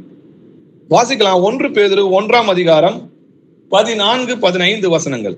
நீங்கள் முன்னே உங்கள் அறியாமையினாலே கொண்டிருந்த இச்சைகளின்படி இனி நடவாமல் கீழ்ப்படுகிற பிள்ளைகளாய் இருந்து உங்களை அழைத்தவர் பரிசுத்தராய் இருக்கிறது போல நீங்களும் உங்கள் நடக்கைகள் எல்லாவற்றிலேயும் பரிசுத்தராய் இருங்கள். அம்மன். நீங்கள் முன்னே உங்கள் அறியாமையினாலே கொண்டிருந்த இச்சைகளின்படி இனி நடவாமல் கீழ்ப்படுகிற பிள்ளைகளா இருந்து. எதுக்கு கீழ்ப்படிக்கணும்? உபதேச சட்டம் சொல்லி நம்ம படிச்சோம். இந்த வேத வசனங்களுக்கு நம்ம கீழ்ப்படி இருந்து பரிசுத்தமா வாழணும். உங்களை அழைத்தவர் பரிசுத்தராய் இருக்கிறது போல நீங்களும் உங்கள் நடக்கை எல்லாவற்றிலும் என்ன பண்ணோம்? பரிசுத்தராய் இருங்க. அக்கிரமங்களிலும் பாவங்களிலும் மரித்திருந்த நம்மளை உயிர்ப்பித்தார், நம்மளை பரிசுத்தமாக்கினார். அப்படிப்பட்ட அந்த பரிசுத்தத்தை நம்ம இனி வர காலம் கிறிஸ்து வரும் அளவும் அதை நம்ம காத்துக்கொள்ளணும். எல்லா விதத்திலும் பரிசுத்தத்தை நம்ம காண்பிக்கிறவங்களா இருக்கணும். பரிசுத்தன்றது பாவத்தை விட்டு விலகி தேவனுக்கு அடிமையாகிறதே பரிசுத்தன்றதை நம்ம புரிஞ்சுக்கணும். முற்காலத்தில் நீங்கள் அந்தகாரமா இருந்தீர்கள், இப்பொழுதோ கர்த்தருக்குள் வெளிச்சமா இருக்கிறீர்கள், வெளிச்சத்தின் பிள்ளையாய் நடந்து கொள்ளுங்கள் சொல்லி எழுதியிருக்கு. முன்னாடி துன்மார்க்கனா இருந்தோம், பிசாசோட பிள்ளைகளா இருந்தோம், இப்போ தேவனுடைய பிள்ளைகளா இருக்கிறோம். அப்போ தேவனுடைய பிள்ளைகள் எப்படி இருப்பாங்கன்னா அதே போல நம்ம வெளிச்சத்தின் பிள்ளைகளா நம்ம நடந்து கொள்ளணும்னு சொல்லி எழுதியிருக்கு இல்லையா? 2 தீமோத்தேயு 1ஆம் அதிகாரம் 13வது வசனம். நீ கிறிஸ்து இயேசுவை பற்றும் விசுவாசத்தோடும் அன்போடும் என்னிடத்தில் கேட்டிருக்கிற ஆரோக்கியமான வசனங்களின் சட்டத்தை கை கொண்டிரு. ஆமென். நீ கிறிஸ்து இயேசுவை பற்றும் விசுவாசத்தோடும் அன்போடும் என்னிடத்தில் கேட்டிருக்கிற ஆரோக்கியமான வசனங்களின் சட்டத்தை கை கொண்டிரு. அப்போ தேவனுடைய வசனத்தை என்ன சொல்லி எழுதியிருக்கீங்க? சட்டம் சொல்லி எழுதியிருக்கு. அந்த சட்டத்தை மீறுகிறதே பாவம். அப்போ தேவனுடைய வசனங்கள் சட்டங்கள் எல்லாவற்றுக்கும் நம்ம கீழ்ப்படிந்திருக்கணும். சாந்தத்தோட நம்ம அதை ஏற்றுக்கொள்ளணும். உன்னிடத்தில் ஒப்புவிக்கப்பட்ட இந்த நற்பொருளைனா இந்த வேத வசனங்களின் சட்டத்தை நமக்குள்ளே வாசம் பண்ணுகிற பரிசுத்த ஆவினாலே காத்துக்கொள். அதுதான் பரிசுத்தம். நான் பரிசுத்தர் நீங்களும் பரிசுத்தராயிருங்கன்னு எழுதி இருக்கிறதே. அப்போ இந்த வசனங்களை கை கொள்கிறது மூலமா தான் என்ன பண்ண முடியும்? பரிசுத்தத்தை நம்ம காத்துக்கொள்ள முடியும். கர்த்தர் நல்லவர் என்பதை ருசித்து பாருங்கள் சொல்லி வசனம் எழுதியிருக்கு இல்லையா? என்னைக்காவது நம்ம கர்த்தர் நல்லவர் என்பதை ருசித்து பார்த்தோமா? அவர் முகத்துல எச்ச துப்பி அவரை கொட்டி அவரை கன்னத்துல அரைஞ்சாங்க. கிறிஸ்துவே உன்னை அடித்தவர் யாருன்னு சொல்லி ஞானதிஷ்டில எங்களுக்கு சொல்லுன்னு சொன்னாங்க. அவர் அமைதியா இருந்தார். அவருடைய வஸ்திரங்களை கழற்றி சிவப்பான மேலங்கியை அவருக்கு உடுத்தி முள்ளுகளால் ஒரு முடியை பின்னி அவர் சிரசின் மேல் வைத்து அவர் வலது கையில் ஒரு கோலை கொடுத்து அவருக்கு முன்பாக முழங்கால் பட்டு யூதருடைய ராஜாவே வாழ்கன்னு சொல்லி அவரை பரியாசம் பண்ணாங்க. அவரை துப்பி அந்த கோலை எடுத்து அதன் சிரசிலே அவரை அடிச்சாங்கன்னு சொல்லி எழுதிருக்கு. அவங்க அடித்தது யாருன்றது உங்களால உணர முடியுதா? இப்பிரபஞ்சத்தின் பிரபுக்களில் ஒருவனும் அறியவில்லை, அறிந்தார்கள் ஆனால் மகிமையின் கர்த்தரை அவங்க சிலுவையில் அறிந்திருக்க மாட்டாங்க. மகிமையின் கர்த்தரை தான் சிலுவையில் அறைந்தாங்கன்றதுதான், அதை உணர்றதுக்கு தான் நமக்கு அன்பு. புழுக்களை போல நம்ம குப்பையும் தூசும் துருவமான நமக்காக அப்படிப்பட்ட மகிமை உள்ள தேவன், பரிசுத்தமான தேவன் அடிமையின் சாயலாகி சிலுவையின் மரணத்தை சகித்தார். அந்த பக்கம் போறவங்க என்ன சொல்றாங்க? அந்த வழியா நடந்து போறவங்க தங்கள் தலையை துலுக்கி தேவாலயத்தை இடித்து 3 நாளைக்குள்ள கட்டுகிறவனே, உன்னை நீயே ரட்சித்துக்கொள், நீ தேவனுடைய குமாரன் ஆனால் சிலுவையிலிருந்து இறங்கி வா என்று அவரை தூஷித்தார்கள். யாரு தம்ம அவரை தூஷித்தது? ஊனரை குணமாக்குனாரு, மரித்தோர்களை எழுப்பினாரு, நோயாளியை சுஸ்தமாக்குனாரு. அப்படிப்பட்ட இந்த சுகங்களை பெற்றுக்கொண்டவங்க தான் அவரை தூஷித்தாங்க. ஆனா அவர் என்ன பண்ணார் பாருங்க, அவர் வையப்படும் போது பதில் வையாமலும் பாடுபடும் போது பயமுறுத்தாமலும் நியாயமாய் தீர்ப்பு செய்கிறவர்களுக்கு என்ன பண்ணாரா? தம்மை தாமே ஒப்பு கொடுத்தார். அப்போ அவர் வாய் திறந்து அவங்கள பயமுறுத்தவும் இல்லை, எதிர்த்து பேசவும் இல்லை. நியாய தீர்ப்பு செய்யறவங்களுக்கு தன்னைத்தானே ஒப்பு கொடுத்தாரு. அவர் குற்றம் செய்யாதிருந்த போதும். அதற்கு எதுக்காகனா நமக்காகன்னு சொல்லி எழுதியிருக்கு இல்லையா? அப்படிப்பட்ட அந்த கர்த்தருடைய அன்பு என்னதென்று புரிஞ்சு கொள்ளுங்க. அப்ப கர்த்தர் நல்லவர் என்பதை ருசிப்பா இருக்கணும்னா கர்த்தருடைய அன்பு என்னதென்று புரிஞ்சு கொள்ளுங்க அப்படின்னு சொல்லி எழுதியிருக்கு. காட்டி கொடுத்த யூதாசை பார்த்து சிநேகிதனே சொல்லி அழைத்தார். அப்படிப்பட்ட அன்பை நம்மளால எப்படி அதை ருசிக்காம இருக்க முடியும்? அப்போ இப்படி அவங்கள அடிக்கும் போது அவமானப்படுத்தும் போது அவர் என்ன சொல்றாரு? பிதாவே இவர்களுக்கு மன்னியும், தாங்கள் செய்கிறது என்னதென்று அறியாதிருக்கிறார்கள் சொல்லி எழுதியிருக்குதே. அப்போ நம்மளும் எப்படி இருக்கணும்? அன்பிலே நடந்து கொள்ளுங்கள் சொல்லி எழுது. அவர் மாதிரியை விட்டுட்டு போயிருக்கிறாருன்னு சொல்லியிருக்கு இல்லையா? அப்போ அவர் நடந்தபடியே நம்மளும் நடக்கணும் இல்லையா? ரோமர் 12ஆம் அதிகாரம் 14வது வசனம் வாசிக்கலாம். உங்களை துன்பப்படுத்துவர்களே ஆசீர்வதிங்கள், ஆசீர்வதிக்க வேண்டியதென்றி சபியாதிருங்கள். ஆமேன். ஆமேன். இப்போ ஏற்கனவே சொன்ன இயேசு கிறிஸ்துவை பற்றும் விசுவாசத்தோடும் அன்போடும் என்னிடத்தில் கேட்டுக்கொண்டிருக்கிற ஆரோக்கியமான வசனங்களின் சட்டத்தை கை கொண்டிரு. உன்னிடத்தில் ஒப்புவிக்கப்பட்ட அந்த நற்பொருளை, அந்த வசனங்களின் சட்டத்தை நமக்குள்ளே வாசம் பண்ணுகிற பரிசுத்த ஆவியிலே காத்துக்கொள்ளணும். அந்த வசனத்தின்படி நடந்து காத்துக்கொள்ளணும் ஆண்டவர் கட்டளை இருக்கிறார். இது சட்ட புஸ்தகம்னு சொல்லி எழுதிருக்கு. அப்போ உங்களை துன்பப்படுத்துறவர்களை ஆசீர்வதிங்கள்னு சொல்லி சட்டம். ஆசீர்வதிக்க வேண்டியதே என்று சபியாதிருங்கள் சொல்லியிருக்கு. நம்ம அது மாதிரி நடக்கிறோமா? ஆண்டவரை ஏற்றுக்கொண்டு ஞானஸ்தானம் பெற்ற பிறகு நம்ம யாரையும் சபிக்காம இருந்தது இல்லையா?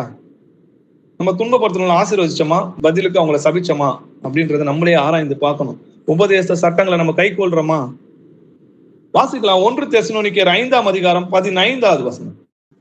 ஒருவனும் மற்றொருவன் செய்யும் தீமைக்கு தீமை செய்யாதபடி பாருங்கள், உங்களுக்குள்ளும் மற்ற யாவருக்குள்ளும் எப்பொழுதும் நன்மை செய்ய நாடுங்கள். ஆமென். ஆமென்.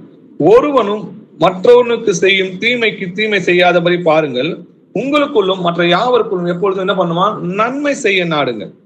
எதுக்கு நன்மை செய்யணும்? நீங்கள் நன்மை செய்கிறதுனாலே புத்தியினமான மனிதனுடைய அறியாமையை அடக்குவது தேவனுடைய சித்தமாயிருக்கு. நம்ம தீமையால வெல்லப்படாம தீமையை என்ன பண்ணணும்? தீமையை நன்மையால வெல்லுன்னு சொல்லி எழுதிருக்கு. அப்போ அவருக்குள் நிலைத்திருக்கிறவன் சொல்லுகிறவன் எப்படி இருக்கணுமா? அவர் நடந்தபடி தானும் நடக்க வேண்டும் சொல்லி வேதவசனம் எழுதிருக்கு. அவர் அப்படிதான் சிலுவையின் மரத்துல இருந்தாரு. அப்போ அவருக்குள் நிலைத்திருக்கிற நீங்க சொல்வீர்களானால், கிறிஸ்து எனக்குள் இருக்கிறார் என்பதை நீங்கள் சொல்வீர்களானால், ஆவியானவர் எனக்குள் இருக்கிறார் என்று சொல்வீர்களானால், அவனுக்குள் நிலைத்திருக்கிறன் என்று சொல்லுகிறவன் அவர் நடந்தபடியே தானும் நடக்க வேண்டும். வாசிக்கலாம். 1 யோவான் 2ஆம் அதிகாரம் 6வது வசனம். அவருக்குள் நிலைத்திருக்கிறேன் என்று சொல்லுகிறவன் அவர் நடந்தபடியே தானும் நடக்க வேண்டும். ஆமேன். ஆமேன். இப்படி இருக்க கர்த்தர் தயவு உள்ளவர் என்பதை நீங்கள் ருசித்தது உண்டானால், அந்த அன்பை நீங்க உணர்ந்தீங்களானால், சகல துர்குணத்தையும் சகலவித கபடத்தையும் வஞ்சகத்தையும் பொறாமைகளையும் சகலவித புறங்கூறுதலையும் ஒழித்துவிட்டு நீங்கள் வளரும்படி என்ன பண்ணணுமா? புதிதாய் பிறந்த குழந்தையை போல. ஏன்னா நம்ம ஞானஸ்தானத்துல எப்படி இருக்கோம்? புதிதாய் பிறந்திருக்கிறோம் இல்லையா? திருவசனமாகிய களங்கம் இல்லாத ஞானப்பாலின் மேல் வாஞ்சையாயிருங்கன்னா தேவ வசனத்தின் மேல் வாஞ்சையாயிருங்கள் சொல்லியது. ஆண்டவர் ஏன் இதை சொல்லியிருக்காரு? எதனால இதை பேசியிருக்காரு? அந்த அன்பின் அகலம் ஆழம் உயரம் என்னதுன்ற அந்த வசனத்தை புரிந்து கொள்றதுல, அந்த வசனத்தை ஆராய்துல, தேடுறதுல உங்களுக்கு எண்ணங்களை செலுத்துங்க. அது மனுஷனுடைய ஆவியன்றி மனுஷனுக்குரியதை அறிவான், அது போல தேவனுடைய ஆவியன்றி தேவனுக்குரிய ரகசியங்களை ஒருவனும் அறிய மாட்டான்னு சொல்லி எழுது. அப்போ நமக்குள்ள தேவனுடைய ஆவி இருக்கிறார், நம்ம வேத வசனங்களை ஆராய்ந்து பார்க்கிற பிள்ளைகளா இருக்கும். வாசிக்கலாம் யாக்கோபு 1:21 வசனம். ஆகையால் நீங்கள் எல்லாவித அழுக்கையும் கொடிய துர்க்குணத்தையும் ஒழித்துவிட்டு உங்கள் உள்ளத்தில் நாட்டப்பட்டதாயும் உங்கள் ஆத்துமாக்களை ரட்சிக்க வல்லமையுள்ளதாயும் இருக்கிற வசனத்தை சாந்தமாய் ஏற்றுக்கொள்ளுங்கள். ஆமென். ஆகையால் நீங்கள் எல்லாவித அழுக்கையும் கொடிய துர்குணத்தையும் ஒழித்து விட்டு, பழைய மனுஷன் மாதிரி நம்ம இருக்கக்கூடாது, எல்லாத்தையும் விட்டுட்டு உங்கள் உள்ளத்தில் நாட்டப்பட்டதாயும் உங்களை ஆத்துமாக்களை ரட்சிக்க வல்லதா இருக்கிற, நம்ம ஆத்மாவை ரட்சிக்க வல்லதா இருக்கிற என்னது?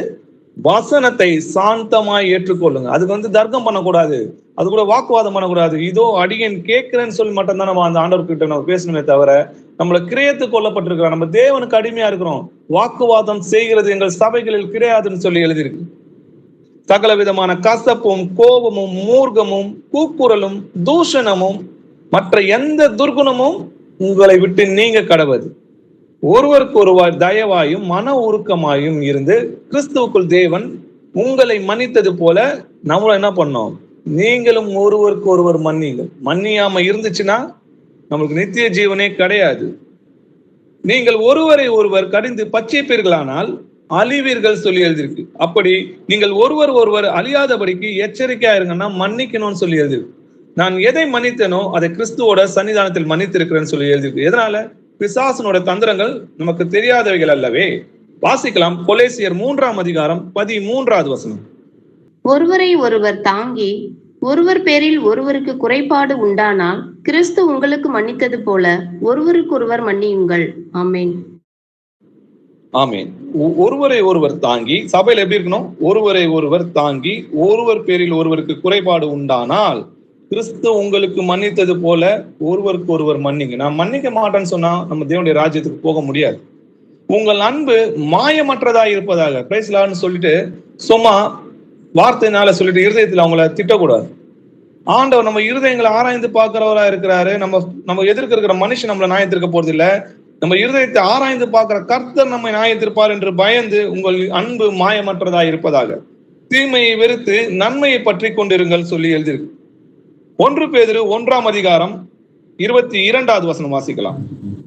ஆகையால் நீங்கள் மாயமற்ற சகோதர சிநேகம் உள்ளவர்களாகும்படி ஆவியினாலே சத்தியத்திற்கு கீழ்ப்படிந்து உங்கள் ஆத்மாக்களை சுத்தமாக்கி கொண்டவர்களாய் இருக்கிறபடியால் சுத்த இருதயத்தோடு ஒருவர் ஒருவர் ஊக்கமாய் அன்பு கூறுங்கள். ஆமென். இந்த வசனம் என்ன சொல்லுது? சுத்த இருதயத்தோடு ஒருவர் ஒருவர் ஊக்கமாய் அன்பு கூறுங்கள். நம்ம எல்லாம் அவயங்களா இருக்கிறோம், நம்ம எல்லாம் சேர்ந்துதான் கிறிஸ்துவோட சரீரமா இருக்கிறோம் இல்லையா? அதனால ஆகையால் நீங்கள் மாயமற்ற சகோதர சிநேகதமம் உள்ளவரும்படி ஆவியினாலே சத்தியத்துக்கு கீழ்ப்படிந்து உங்கள் ஆத்துமாக்களை சுத்தமாக்கி கொண்டு சுத்த இருதயத்தோடு ஒருவர் ஒருவர் ஊக்கமாய் அன்பு கூறுங்கள் சொல்லி எழுதிருக்கு. எல்லாவற்றுக்கும் மேலாக ஒருவருக்கு ஒருவர் ஊக்கமாக அன்புள்ளவர்களா இருங்க. அன்பு திரளான பாவங்களை மூடும். நம்ம அவங்ககிட்ட அன்பு இருந்துச்சுன்னா அவங்க என்ன செஞ்சாலும் அதை நம்ம சகிப்போம். அன்பு சகலத்தையும் சகிக்கும் சொல்லி எழுதிருக்கு. அப்போ அவங்க நம்முடைய சரீரம், நம்மள அவயங்களா இருக்கிறாங்க, அவங்கள நம்ம நேசிப்போமே தவிர அவங்கள நம்ம வெறுக்க மாட்டோம்ன்றதை நம்ம புரிஞ்சுக்கணும். எபேசியர் 4:2-3 வசனங்கள் வாசிக்கலாம். மிகுந்த மனத்தாழ்மையும் சாந்தமும் நீடிய பொறுமையும் உடையவர்களாய் அன்பினால் ஒருவரையொருவர் தாங்கி சமாதான கட்டினால் ஆவியின் ஒருமையை காத்துக் கொள்வதற்கு ஜாக்கிரதையா இருங்கள். ஆமென். மிகுந்த மனத்தாழ்மையும் எப்படி இருக்கணுமா?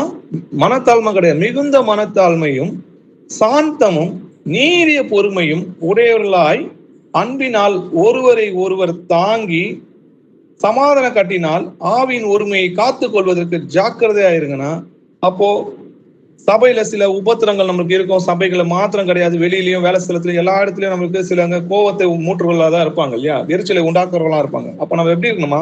மிகுந்த மனத்தாழ்மையும் சாந்தமும் நீடிய பொறுமையும் உடையவர்களாய் அன்பிலே ஒருவரை ஒருவர் தாங்கி, ஒருவர் பேர்ல ஒருவர் குறைபாடு இருந்ததுன்னா கிறிஸ்து நம்மளுக்கு எப்படி மன்னிச்சாரோ அது போல மன்னிச்சு ஆவியின் ஒருமையை காத்துக் கொள்வதற்கு ஜாக்கிரதையா இருங்கள் சொல்லி எழுது. உங்கள் காரியங்கள் எல்லாம் அன்போடே செய்ய கடவுது. அப்போ நம்ம எந்த காரியங்களா இருந்தாலும் நம்ம செய்யற காரியம் எப்படி இருக்கணுமா? அன்போடு இருக்க கடவுது. வேலையிலயும் சரி, வீட்லயும் சரி, வெளியிலயும் சரி, எங்க போனாலும் எந்த காரியத்தை செஞ்சாலும் அது அன்போடு இருக்க கடவுது. எல்லாவற்றையும் முறுமுறுப்பு இல்லாமல் தர்க்கம் இல்லாமலும் செய்யுங்க. வேண்டாம் வெறுப்பா நம்ம அதை செய்யக்கூடாது. ஆண்டவர் சொல்லிட்டாரு அதனால நான் செய்யறேன் அப்படின்னு செய்யாம அதை மனப்பூர்வமாய் நம்ம செய்யறவங்களா இருக்கணும் சொல்லி வேதவசனம் சொல்லுது. 1 தெசலோனிக்கேயர் 5ஆம் அதிகாரம் 11வது வசனம் வாசிக்கலாம். ஆகையால் நீங்கள் செய்து வருகிறபடியே ஒருவரை ஒருவர் தேற்றி ஒருவருக்கொருவர் பக்தி விருத்தி உண்டாகும்படி செய்யுங்கள். ஆமென். ஆமென். எப்படி செய்யணுமா? ஒருவரை ஒருவர் தேற்றி ஒருவருக்கு ஒருவர் பக்தி உண்டாக்கும்படி செய்யுங்க. நம்ம செய்யற காரியம் எல்லாமே மற்றவங்களுக்கு எப்படின்னா பக்தி விருத்தி உண்டாக்கணும். அவங்கள பார்க்கும்போது நம்ம செய்யற காரியமா இருக்கட்டும், அது போதிக்கிறதா இருக்கட்டும், பேசுகிறதா இருக்கட்டும், நம்ம செய்கையா இருக்கட்டும், எல்லாமே எப்படி இருக்குன்னா ஒருத்தருக்கு தெய்வ பயத்தை உண்டாக்குறதா இருக்கணும் அப்படின்னு சொல்லி இந்த வசனம் சொல்லுது. அவங்களுக்கு ஆண்டவர் மேல அந்த பயம் உண்டாக்கணும், தெய்வ பக்தியை நம்மள உண்டாக்குறவங்களா இருக்கணும், ஆண்டவருக்கு பயந்து கீழ்ப்படிந்து நடக்கணும்ன்ற அந்த உணர்வு அவங்களுக்கு உண்டாக்கணும். பரியாசம், கேலி, கிண்டல் இதெல்லாம் தகாதவைகள் சொல்லி எழுதியிருக்கு இல்லையா? அதனால நம்ம பேசுறவங்க எல்லாமே பக்தி விருத்தியை உண்டாக்குற காரியங்களா நம்ம செய்யறவங்களா இருக்கணும். சகோதர சிநேகத்தில் ஒருவருக்கு ஒருவர் பட்சமாயிருங்கள், கனம் பண்ணுகிறதுலே ஒருவருக்கு ஒருவர் முந்திக் கொள்ளுங்கள் சொல்லி எழுதிருக்கு. அப்போ கனம் பண்றதுன்னா ஒருத்தவங்களை உபசரிக்கிறதுலயும் அவங்களுக்கு கனம் பண்றதுலயும் நம்ம என்ன பண்ணணும்? முந்திக் கொள்ளணுமா? அவங்க நம்மளுக்கு சொல்லணும், நம்ம எதிர்பார்க்க கூடாது, நம்ம தான் போய் சொல்லணும். ஏன்னா நம்ம அவங்களோட சிறியவங்கன்னு சொல்லி நம்ம இருதயத்துல நினைக்கணும். அவங்க நம்மளோட பெரியவங்க தான். வேத வசனத்திலையும் எல்லாத்துலயும் அவங்க தேர்ந்தவங்க தான், வயசுலயும் எல்லாத்துலயும் அவங்க பெரியவங்க. அதனால நாம அவங்களுக்கு தாழ்மையா இருப்போம். அந்த தாழ்மையான எண்ணத்தை நம்ம தரித்துக் கொள்கிறதா இருக்கணும். அவன் தனக்கானவைகள் அல்ல பிறருக்கானவைகளை நோக்குவானாக. எனக்கே என்ன வேணும்னு நான் யோசிக்கிறது பழைய மனுஷன். இப்போ நான் கர்த்தரோட புதிய சிருஷ்டியா இருக்கிறேன். மற்றவங்களுக்கு என்ன செய்யணும், அவங்களை எப்படி நம்ம ரட்சிக்கணும், நான் பெற்ற இந்த தேவனுடைய ராஜ்யத்தை, சந்தோஷத்தின் மகிமையும் பரிசுத்தாவியும் அவங்களும் பெறணும்ன்றத நம்ம நோக்குறவர்களா இருக்கணும்.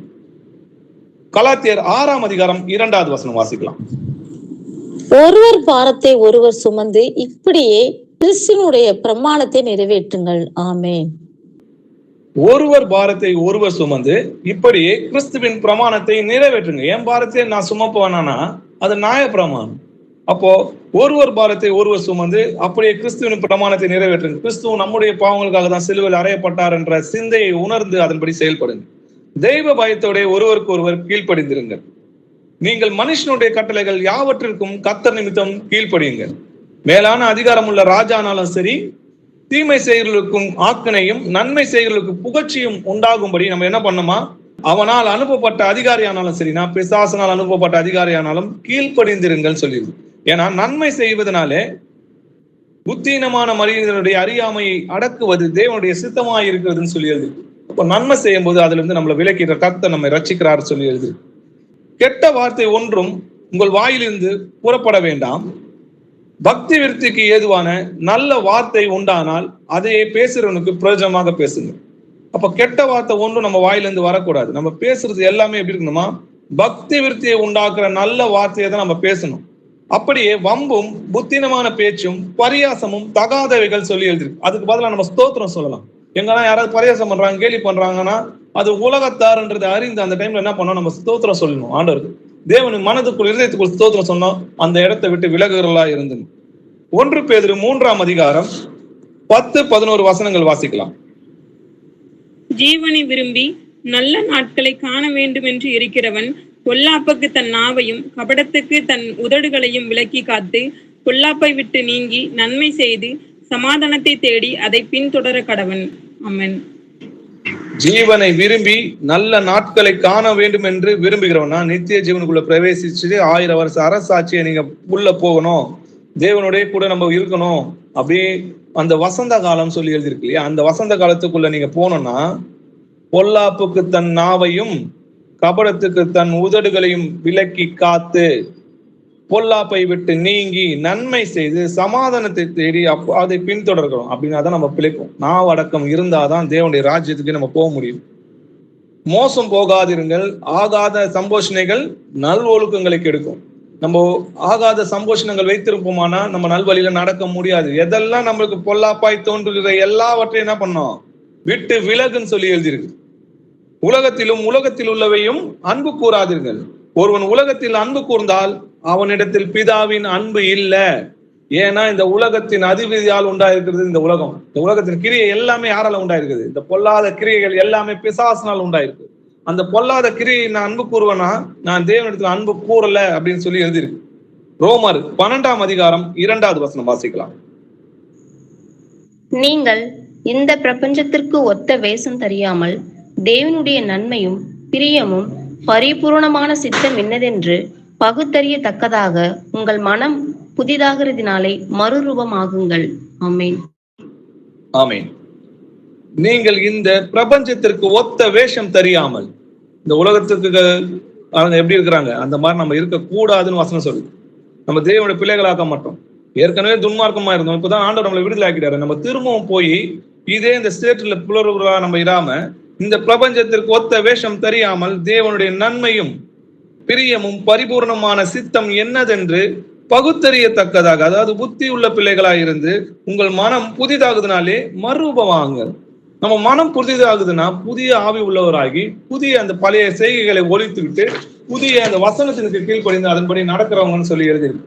2 எஜமானுக்கு ஊழியம் செய்ய ஒருவனாலும் கூடாது. ஒருவனை பகைத்து மற்றவனை சிநேகிப்பான், அல்லது ஒருவனை பற்றி கொண்டு மற்றவனை அசட்டை பண்ணுவான்னு சொல்லி எழுதியிருக்கு. தேவனுக்கும் உலக பொருளுக்கும் ஊழியம் செய்ய உங்களால் கூடாதுன்னு சொல்லி எழுதியிருக்கு. அப்போ நம்ம என்ன பண்ணோம்?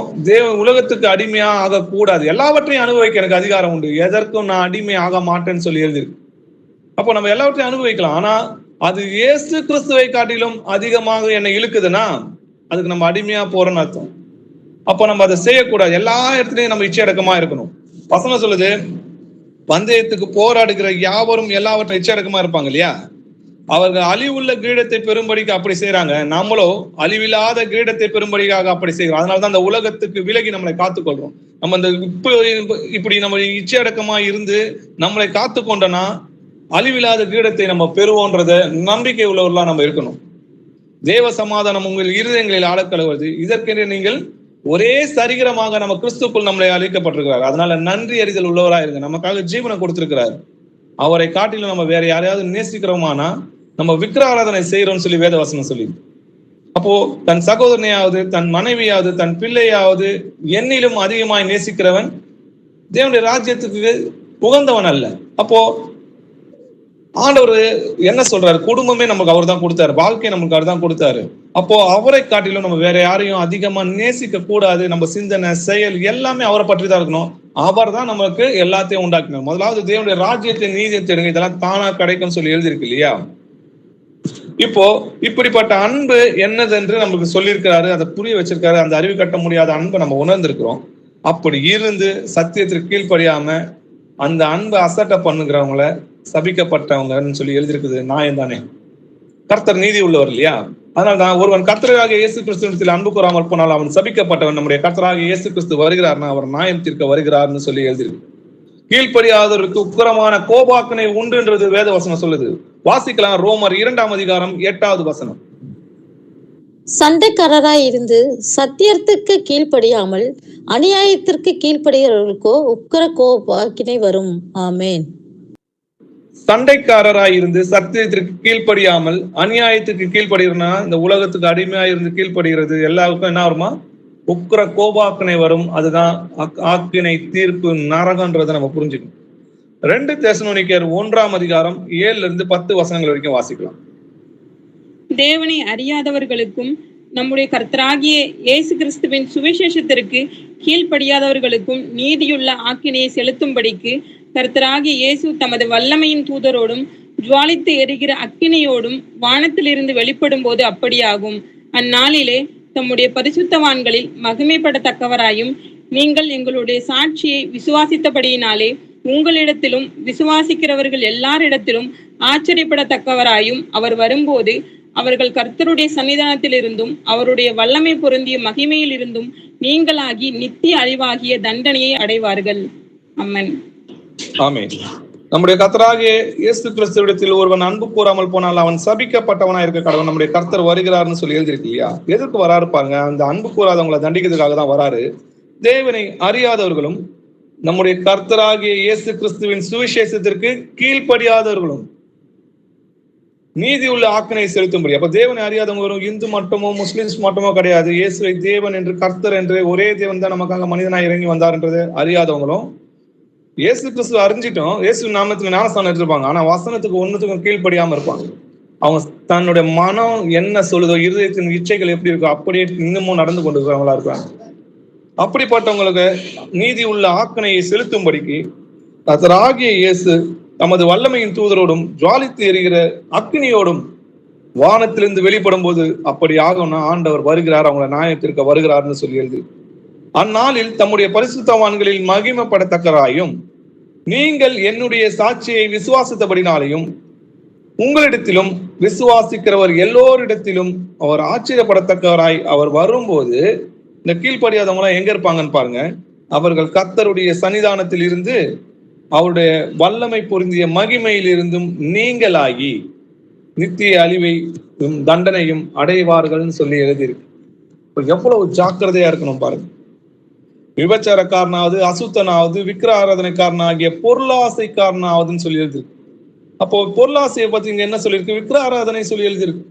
தேவனுடைய ராஜ்யமாகிய கிறிஸ்துவின் ராஜ்யத்தில் சுதந்திரம் அடைவதில் என்று அறிவீர்களா? இப்படிப்பட்டவர்கள் நிமித்தம் கீழ்ப்படியாமையின் பிள்ளை மேல் தேவ கோபாக்கினை வருவதால் ஒருவனும் உங்களை வீண் வார்த்தையிலே மோசம் போகாதபடிக்கு எச்சரிக்கையாரு.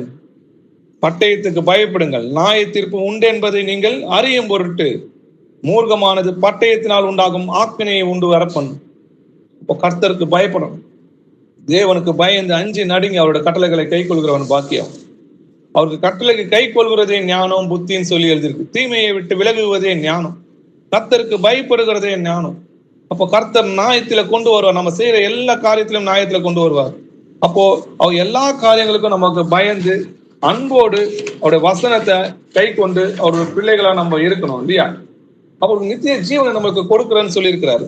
இப்படிப்பட்ட வாக்கு தத்தங்கள் நமக்கு உண்டாயிருக்கிறபடினால் பிரியமானவர்களே, மாம்சத்திலும் ஆவிலும் உண்டான எல்லா அசுதியும் நீங்க நம்மை சுத்திகரித்து கொண்டு பரிசுத்தமாக்குதலை தெய்வ பயத்தோட பூரணமாக்க கடவோம். ஆமென். அப்பா, உம்மை துதிக்கிறோம், உம்மை போற்றுகிறோம். நீ நல்லவர், வல்லவர், இரக்கமும் நீதியும் கிருபையும் உள்ளவர். உங்களுடைய அன்பு என்னதென்று நாங்கள் உணர்ந்து கொள்ளும்படியான வசனங்களை எங்களுக்கு கொடுத்ததுக்காக நன்றி ராஜா. அப்பா, நாங்க அநியாயக்காரரா இருந்தோம்ப்பா, துர்மார்க்கமா இருந்தோம், விக்கிர ஆராதனை செஞ்சிருந்தோம், பொருளாசைக்காரனா இருந்தோம், வேசித்தனமா இருந்தோம், உலகத்துக்கு சிற்றின்பங்களுக்கு அடிமையா இருந்தோம், மகா பாவியும் அக்கிரமக்காரனும் அநியாயக்காரனுமா இருந்து கத்தாவே எங்களை மன்னித்து உம்முடைய கிருபையினான வசனத்தை அன்பையும் எங்கள் இருதயங்களில் ஊற்றினீர் கத்தாவே. இதற்கு நாங்கள் தகுதி இல்லாதவங்களா இருக்கிறோம் ராஜா. அப்பா, நாங்க குப்பையும் தூசும் அநியாயக்காரமும் அக்கிரமக்காரமா இருக்கு. எங்கள் மீது அன்பு கொண்டு எங்களை நேசித்து கத்தாவே. நாங்க உங்ககிட்ட அன்பு கொண்டதுனால இல்ல கத்தாவே, நீர் எங்களை தேடி வந்த அன்பு கத்தாவே. அப்பா, அப்படிப்பட்ட அந்த அன்பை நாங்கள் உணர்ந்து உடைய வசனங்களை சாந்தத்தோடு ஏற்றுக்கொண்டு அந்த அன்பின் நிமித்தம் எல்லா வசத்துக்கும் பயத்தோடும் நடுக்கத்தோடும் கீழ்ப்படிந்து உடைய வருகைக்கு எதிர்பார்த்து கொண்டிருக்கிற பிள்ளைகளாக மாற்றுங்கப்பா. எங்களுடைய கூரைகள், அக்கிரமங்கள், மீறுதல்கள், அநியாயங்கள் எல்லாவற்றையும் மன்னிச்சுங்கப்பா. நாங்க அநேக காரியங்கள்ல மீறுகிறவர்களா இருக்கிறோம் கத்தாவே. எங்களை மன்னியும் கத்தாவே. உங்களுடைய ஆவினாலே எங்களை ஆவி, ஆத்மா, சரீரம் எல்லாவற்றையும் காத்துக்கொள்ளுங்கப்பா. நீங்க வரும்போது நாங்கள் கரைத்திரையற்றவர்களாக பரிசுத்தமாக காணப்பட எங்களை நாங்களையும் உங்களிடத்தில் ஒப்புக் கொடுக்குறோம்ப்பா. முன்பு நாங்க பாவத்துக்கு ஒப்பு கொடுத்தபடி எங்கள் அவயங்களை இப்போ நீதிக்கு ஒப்பு கொடுக்குறோம் கத்தாவே. உங்களுக்கு அடிமையாக எங்களை ஒப்பு கொடுக்குறோம். நீங்கள் எங்கள் தேவனா இருக்கிற கத்தாவே, நம்முடைய ஜனமா இருக்கோம். நீங்க எங்கள் ராஜாவா இருக்கிற கத்தாவே, உங்களுடைய நாங்கள் தேசமா இருக்கிறோம். எங்களை ஆண்டு கொள்ளுங்கள் கத்தாவே. உங்களுடைய நீ வருகை வரைக்கும் உங்களுடைய கைக்கு நாங்கள் அடங்கி உங்களுடைய வசனங்களுக்கு எல்லாவற்றுக்கும் கீழ்ப்படுக உங்களுடைய ஆவினாலே எங்களை காத்துக்கொள்ளும். இங்க கூடியிருக்கிற சகோதர சகோதரிகளை கர்த்தராகிய இயேசு கிறிஸ்து நாமத்தில் நான் ஆசீர்வதிக்கிறேன். அவங்களோட ஜெபத்தை கேளுங்க கத்தாவே. அவங்கள ஆவிக்குரிய கனிகளால நிரப்புங்க. சந்தோஷமும் மகிழ்ச்சியும் உண்டாகும்படியாக கிருபை செய்தார். துதிகன மகிமை எல்லாம் உமக்கே செலுத்துறோம் ராஜா. இயேசுவின் நாமத்தில் ஜெபிக்கிறோம் எங்கள் ஜீவனுள்ள பிதாவே, ஆமென். Praise Lord brother. Praise Lord sister.